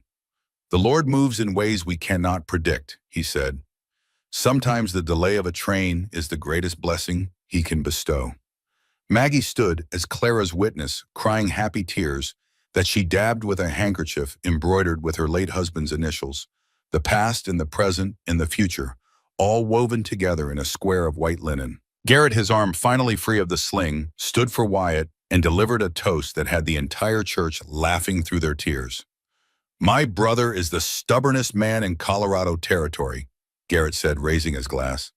14 years I have watched him run this ranch with a jaw set like a bear trap and a heart he kept locked in a box and buried in the yard. It figures that the only woman who could match him would arrive in a dust storm with a carpetbag and an attitude. To Clara, who taught us all that a home is not a building, but a feeling. And to Wyatt, who finally figured out that a man does not have to carry the world alone. Silas's wedding gift was the thing that broke Clara completely. He brought it out after the ceremony wrapped in a wool blanket, and when Clara folded back the fabric, she found a cradle. Cherry wood hand-carved, sanded to a finish so smooth it felt like silk beneath her fingers. Along the headboard, Silas had carved a pair of hawks in flight wings, spread soaring above a mountain ridge, and between them in letters so fine they might have been printed the words, "Built with our own hands." Clara looked at the cradle and then at Silas, and then she could not see anything at all, because the tears were too thick and too fast. Wyatt put his arm around her, and his own eyes were suspiciously bright, and Garrett cleared his throat several times in rapid succession, and old Emmett Dawson blew his nose into a bandana with a sound like a small trumpet. The town turned out in force, not just for the free food and the excuse for celebration, though both were welcome in a frontier community where entertainment was scarce. They came because Clara's arrival and the events that followed had become Silverton's story. The mail-order bride who came for one man and found another. The woman who stood up in a church full of strangers and named the villain that everyone had been afraid to name. The family that refused to run when their barn burned. The wedding reception became an impromptu council of war ranchers gathering in quiet groups between bites of cake to discuss the land sale scheduled for the following morning. The mood was determined but anxious. Everyone knew what was at stake. Everyone knew that Victor Crane would be there with his Denver lawyer and his bottomless wallet and his hired gun standing behind him like a loaded weapon. The morning of the sale dawned cold and clear, the kind of crystalline autumn day that turned the Colorado sky into polished blue glass and made the mountains look close enough to touch.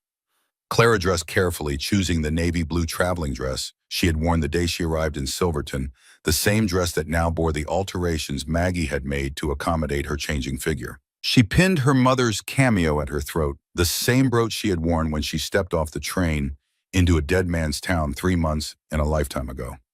Wyatt watched her from the doorway. "Whatever happens today," Clara said, meeting his eyes in the mirror, "we face it together." "Together," Wyatt confirmed, and the single word carried the weight of everything they had built.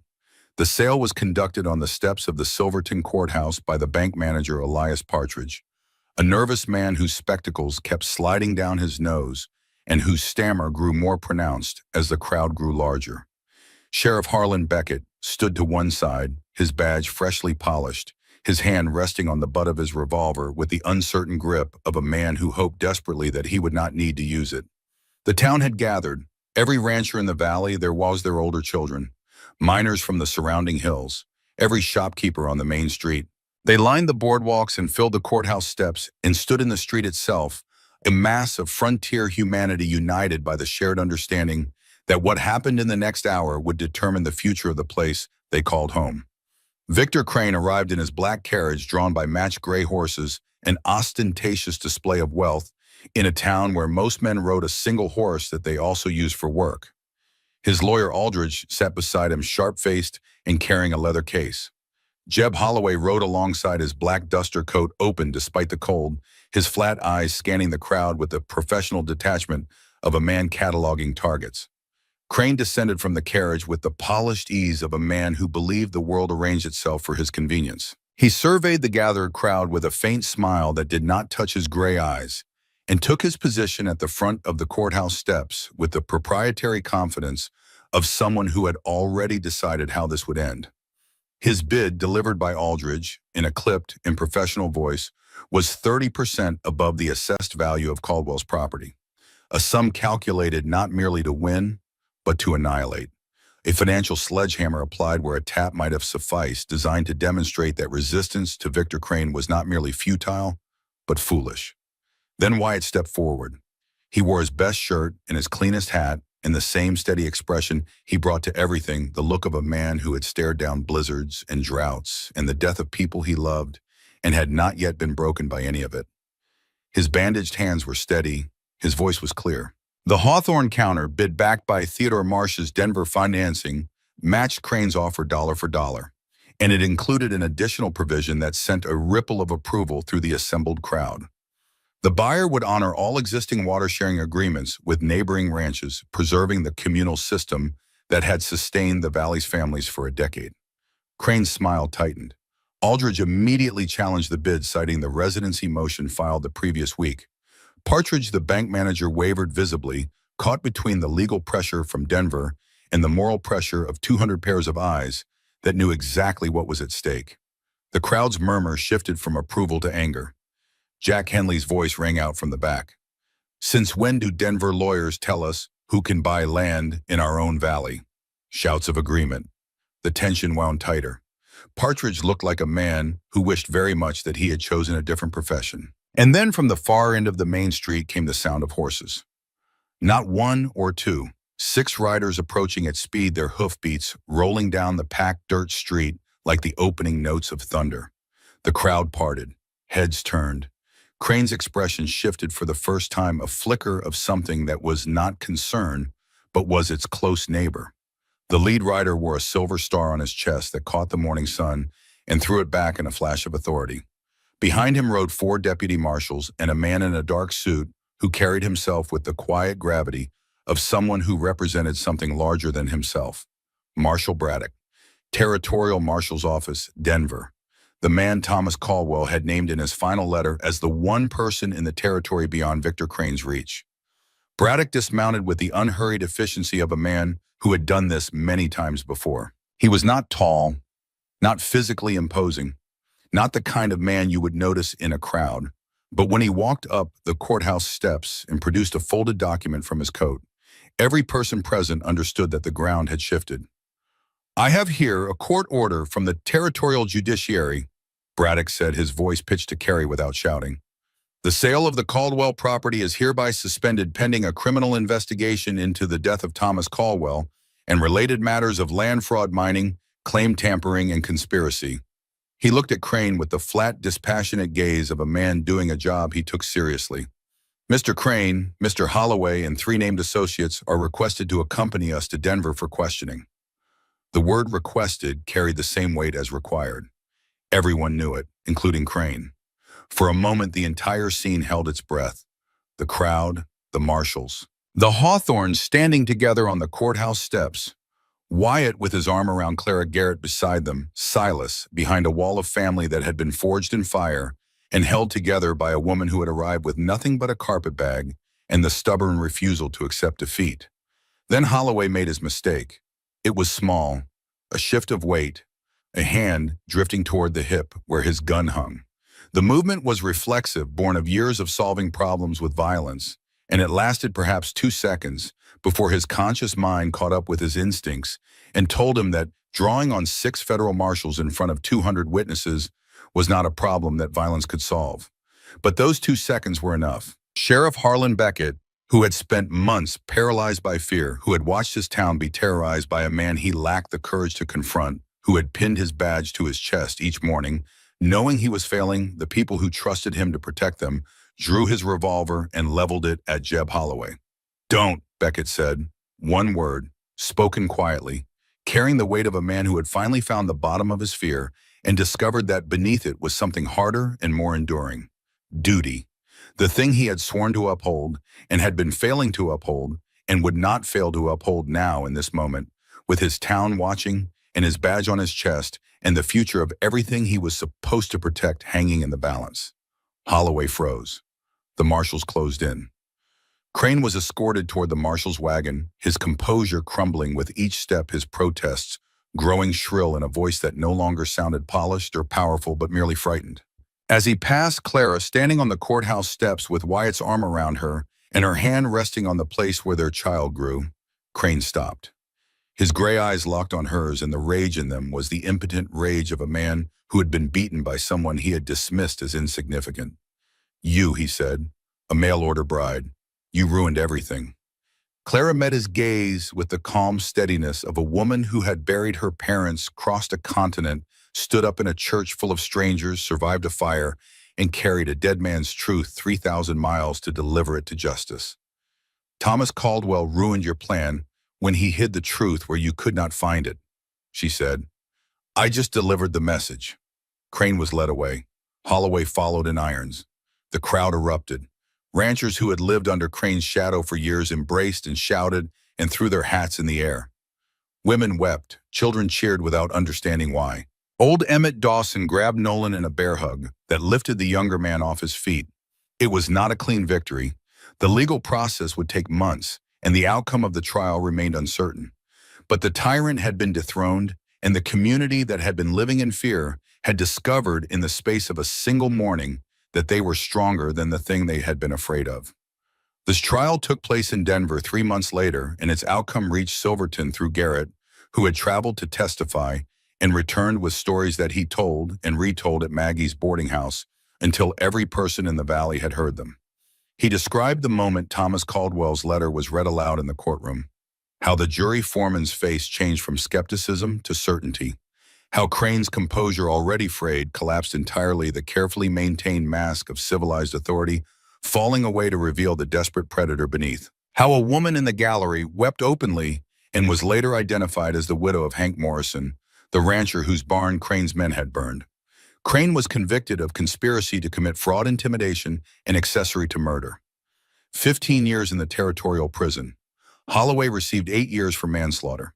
2 associates received shorter sentences for their roles in the scheme. The verdicts resonated far beyond the valley. The territorial governor, embarrassed by the scope of corruption the trial revealed, appointed a commission to review land transactions across Colorado territory. Justice, it seemed, had a longer reach than Victor Crane had calculated. Winter arrived, and with it the intimate joys and quiet revelations of Clara and Wyatt's first season as husband and wife. The snow sealed the mountain passes and isolated the ranch, and the world contracted to the size of a well-kept house on a gentle rise, smoke rising from its chimney lamplight, warm in its windows, and inside 2 people discovering the daily miracle of a shared life. Wyatt was different in winter. With the external threats neutralized and the land secured, the granite relaxed into something warmer, something that had been hidden beneath years of vigilance and was only now emerging into the light. He laughed more easily. He lingered in the kitchen in the mornings, drinking coffee and watching Clara cook with an expression of quiet contentment that transformed his face.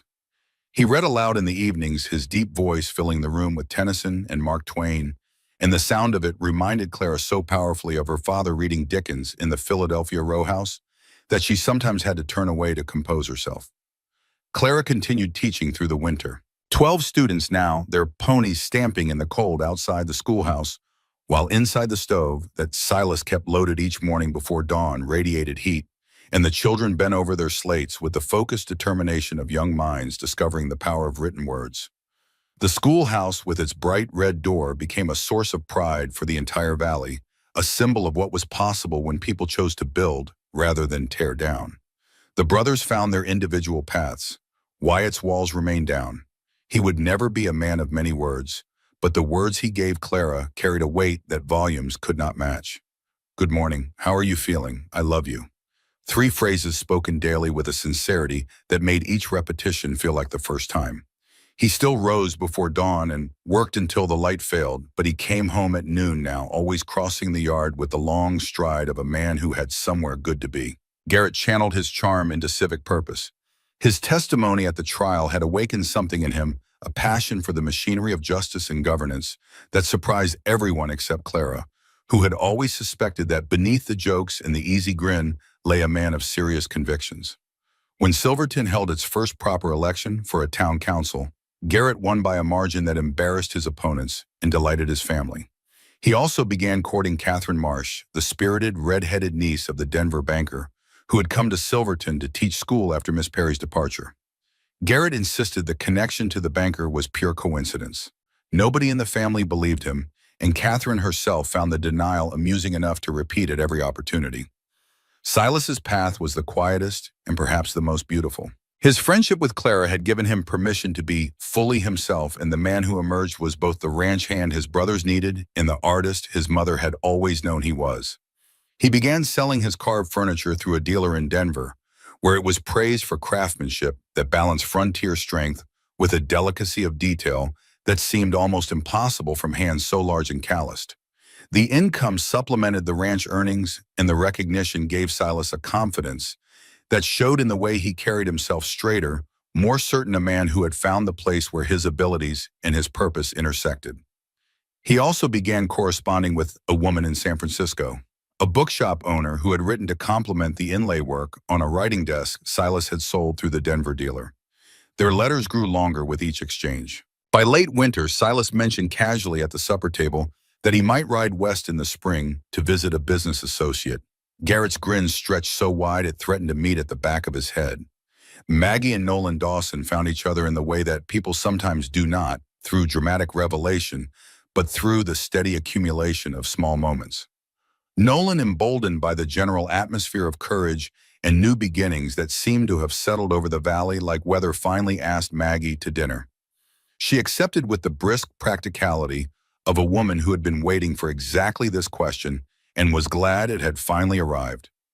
Old Emmett, upon hearing the news, celebrated by getting drunk for the first time in 7 years, and Wyatt had to drive him home in the wagon while the old man sang Camptown races in a voice that frightened the horses and delighted nobody.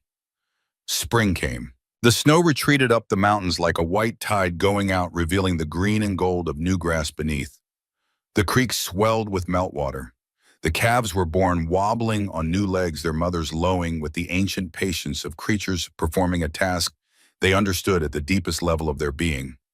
The fruit trees Thomas Caldwell had dreamed of planting were finally planted, 20 saplings in neat rows on the south-facing slope of the combined property, and Wyatt told Clara they would not bear for 5 years, and Clara said she could wait, and the words meant more than fruit.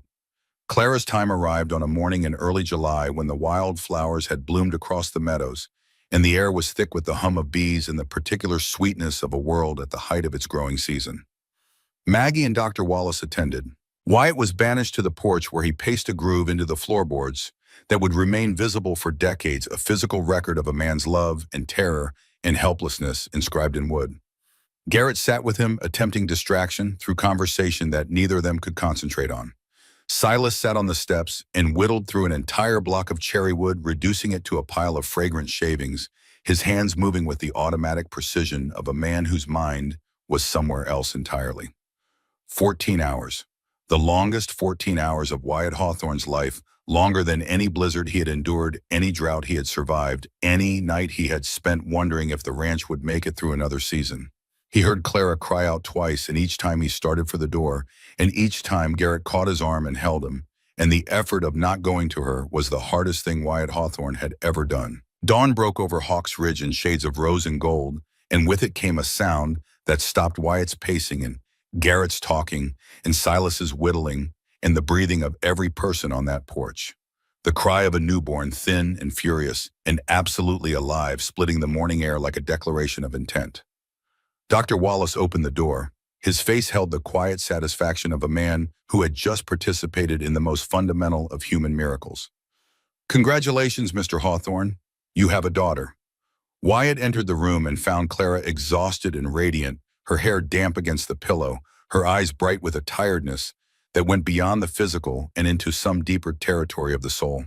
In her arms, wrapped in the blanket Maggie had sewn, lay a small and perfect being with a thatch of dark hair, and when she opened her eyes for the first time, her father's amber gaze looking back at him from a face no bigger than his fist. "She is perfect," Wyatt breathed, and the tears that tracked down his weathered face fell without shame or resistance. The tears of a man who had spent years believing that the best of his life was behind him and now understood with a certainty that went beyond thought into the bedrock of his being that it was only beginning. They named her Ruth Ellen Hawthorne. Ruth for the book of the Bible, where Thomas Caldwell had hidden his final letter, the story of a woman who traveled to a strange land and found her home there. Ellen for the woman Wyatt had loved and lost, whose memory deserved to live on in the next generation. The name carried the weight of the past and the promise of the future in 4 syllables, and when Reverend Cooper baptized her in the Silverton Church on a Sunday morning in August, the entire valley turned out to welcome her. 25 years passed. The year was 1900, and the century had turned, and the world that Clara Whitmore had entered as a frightened girl with a carpet bag had transformed into something that Thomas Caldwell and his fruit trees and his lonely supper table could hardly have imagined. Wyatt Hawthorne was 58 years old. His chestnut hair had gone silver at the temples, and his knees protested on cold mornings, and he moved more slowly than the young man who had carried his brother out of a burning barn a quarter century ago. But his shoulders were still broad, his hands still strong, his amber eyes still sharp, and when he looked at Clara across the breakfast table each morning, the expression on his face had not changed since the night he told her he loved her on a rain-soaked porch in the autumn of 1875. Clara was 47. Her honey blonde hair had threads of silver woven through it now, and the lines around her eyes were deeper etched by years of sun and wind and laughter and the occasional tears that even the best lives cannot avoid. But her back was straight, her step quick, her cornflower blue eyes as sharp as ever, when a student gave a wrong answer or a ledger column did not balance. She still taught. The schoolhouse with its red door had expanded into a proper 2-room building, and over 25 years more than 200 children had passed through Clara's classroom and gone out into the world carrying the gifts she had given them. They were ranchers and teachers and nurses and a blacksmith and a lawyer in Denver and a newspaper editor in Cheyenne, and every one of them, when asked about the person who had made the greatest difference in their lives, said the same name. Ruth Ellen Hawthorne was 24 years old, married to the eldest son of Jack Henley, and the mother of a baby boy who had his grandfather's amber eyes and his grandmother's determined chin. The boy called Wyatt Grandpa Hawk and Clara Nana, and the sound of those names spoken in a child's voice could reduce Wyatt Hawthorne to a state of helpless tenderness that his younger self would have found incomprehensible. Thomas James Hawthorne. Their son, born 3 years after Ruth, stood nearly as tall as his father and worked beside him daily, learning the land, the way Wyatt had learned it through seasons and sweat and the slow accumulation of knowledge that could not be taught in any classroom, but could only be absorbed through the soles of one's boots. Garrett was 54, a territorial representative, now his charm deployed in the service of legislation rather than cattle sales. Catherine sat beside him at every public function, her red hair streaked with white, her wit as sharp as the day she arrived in Silverton, and told Garrett Hawthorne that she found his smile suspicious and his intentions obvious. They had 4 children, all of whom had inherited their father's gift for talking and their mother's gift for knowing when to stop. Silas was 51. He had traveled to San Francisco, met the bookshop owner, married her, and brought her back to the ranch, where she had established a small lending library in the schoolhouse that was now the most comprehensive collection of books in the county.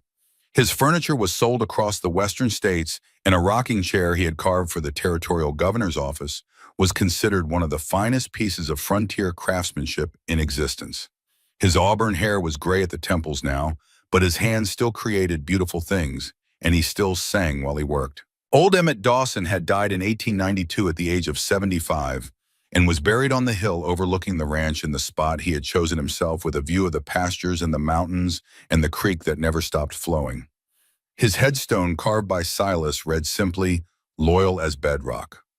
Hawks Ridge was one of the largest ranches in Colorado. The Silver Cooperative Choir that Clara had helped establish provided funding for schools and medical care throughout the valley. The road to Denver was now a day's journey instead of 3. There was a post office, a high school, and a small hospital, all built on foundations that traced their origins to a woman who arrived with $4 in a carpet bag in the belief that knowledge was the truest form of wealth. On a golden afternoon in October of 1900, 25 years, To the weeks since she had arrived in Silverton, Clara and Wyatt rode to their ridge. They moved more slowly now. Belle was long gone, replaced by a gentle mare named Penny, and Wyatt's gelding had given way to a steady, broad-backed horse that tolerated his rider's stiff joints with patient understanding.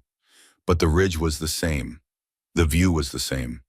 The mountains stood where they had always stood, and the sky stretched overhead in the same endless dome of blue, and the wind carried the same scent of sage and distant snow. Below them, the ranch spread across the valley. The main house expanded twice with a new wing for the grandchildren and a library that would have impressed Clara's father. The barns painted red solid and square against the hillside. The schoolhouse with its red door smoke rising from the chimney as a young teacher trained by Clara prepared for tomorrow's lessons. Cattle grazing in pastures that stretched to the silver-bearing hills. And everywhere the evidence of lives being lived. Smoke from chimneys, children playing, horses in corrals, the sound of a hammer from Silas's workshop. Garrett's laugh carrying from somewhere near the main house, unmistakable even at this distance. "Did you ever imagine this?" Clara asked, leaning back against Wyatt's chest. The warmth of him was the same as it had always been, solid and certain and utterly reliable. "When you offered employment to a stranded mail-order bride at a dusty train station." Wyatt's arms tightened around her. His hands, scarred and weathered, still strong, rested over hers. "When I saw you that day," he said, "sitting on that bench with your carpet bag and your bundle of letters and your face so pale I thought you might faint. Something told me. I cannot explain what it was. I did not believe in that kind of thing. I still do not, mostly. But something looked at you and said, that is the one. Some might call it providence," Clara said softly. "I call it the best day of my life." He pressed a kiss to the top of her head, the same gesture he had made 1,000 times over 25 years, never once diminished by repetition. "You arrived a day late for Thomas Caldwell, Clara Hawthorne, but you were exactly on time for us." Below them, the ranch went about its business. Ruth called the children in for supper. Thomas James led the horses into the barn. The last light of the October sun caught the red door of the schoolhouse and set it glowing like an ember against the gathering dusk. Somewhere in the house, a grandchild laughed, and the sound rose into the evening air and joined the wind and carried across the land that had endured before them and would endure long after, indifferent and eternal, holding within its vastness the small and precious lives of the people who had chosen to call it home. Clara closed her eyes and felt the truth of everything settle into her bones. The journey west had not led where she expected. The man she was meant to marry lay in a grave she tended with wildflowers every spring. The life she had planned, a quiet existence as a rancher's wife, had transformed into something immeasurably larger, a family, a community, a legacy, built from the wreckage of a plan that went wrong in exactly the right way. The train had been late. The groom had been dead. The future had seemed impossible. But Clara Whitmore, now Clara Hawthorne, had learned something in the wilds of Colorado Territory that all the books in Philadelphia could never have taught her. Sometimes the greatest journeys begin with a wrong turn, and the best destinations are the ones you never planned to reach. She had come west to survive. She had stayed to live. And in the golden light of that Colorado sunset, surrounded by the family she had found and the home she had built, 3 generations of Hawthorns on the land that held them, Clara knew with absolute certainty that every step of her journey, every terror, every fear, every moment of doubt, had led her exactly where she was meant to be. "You are home now, home."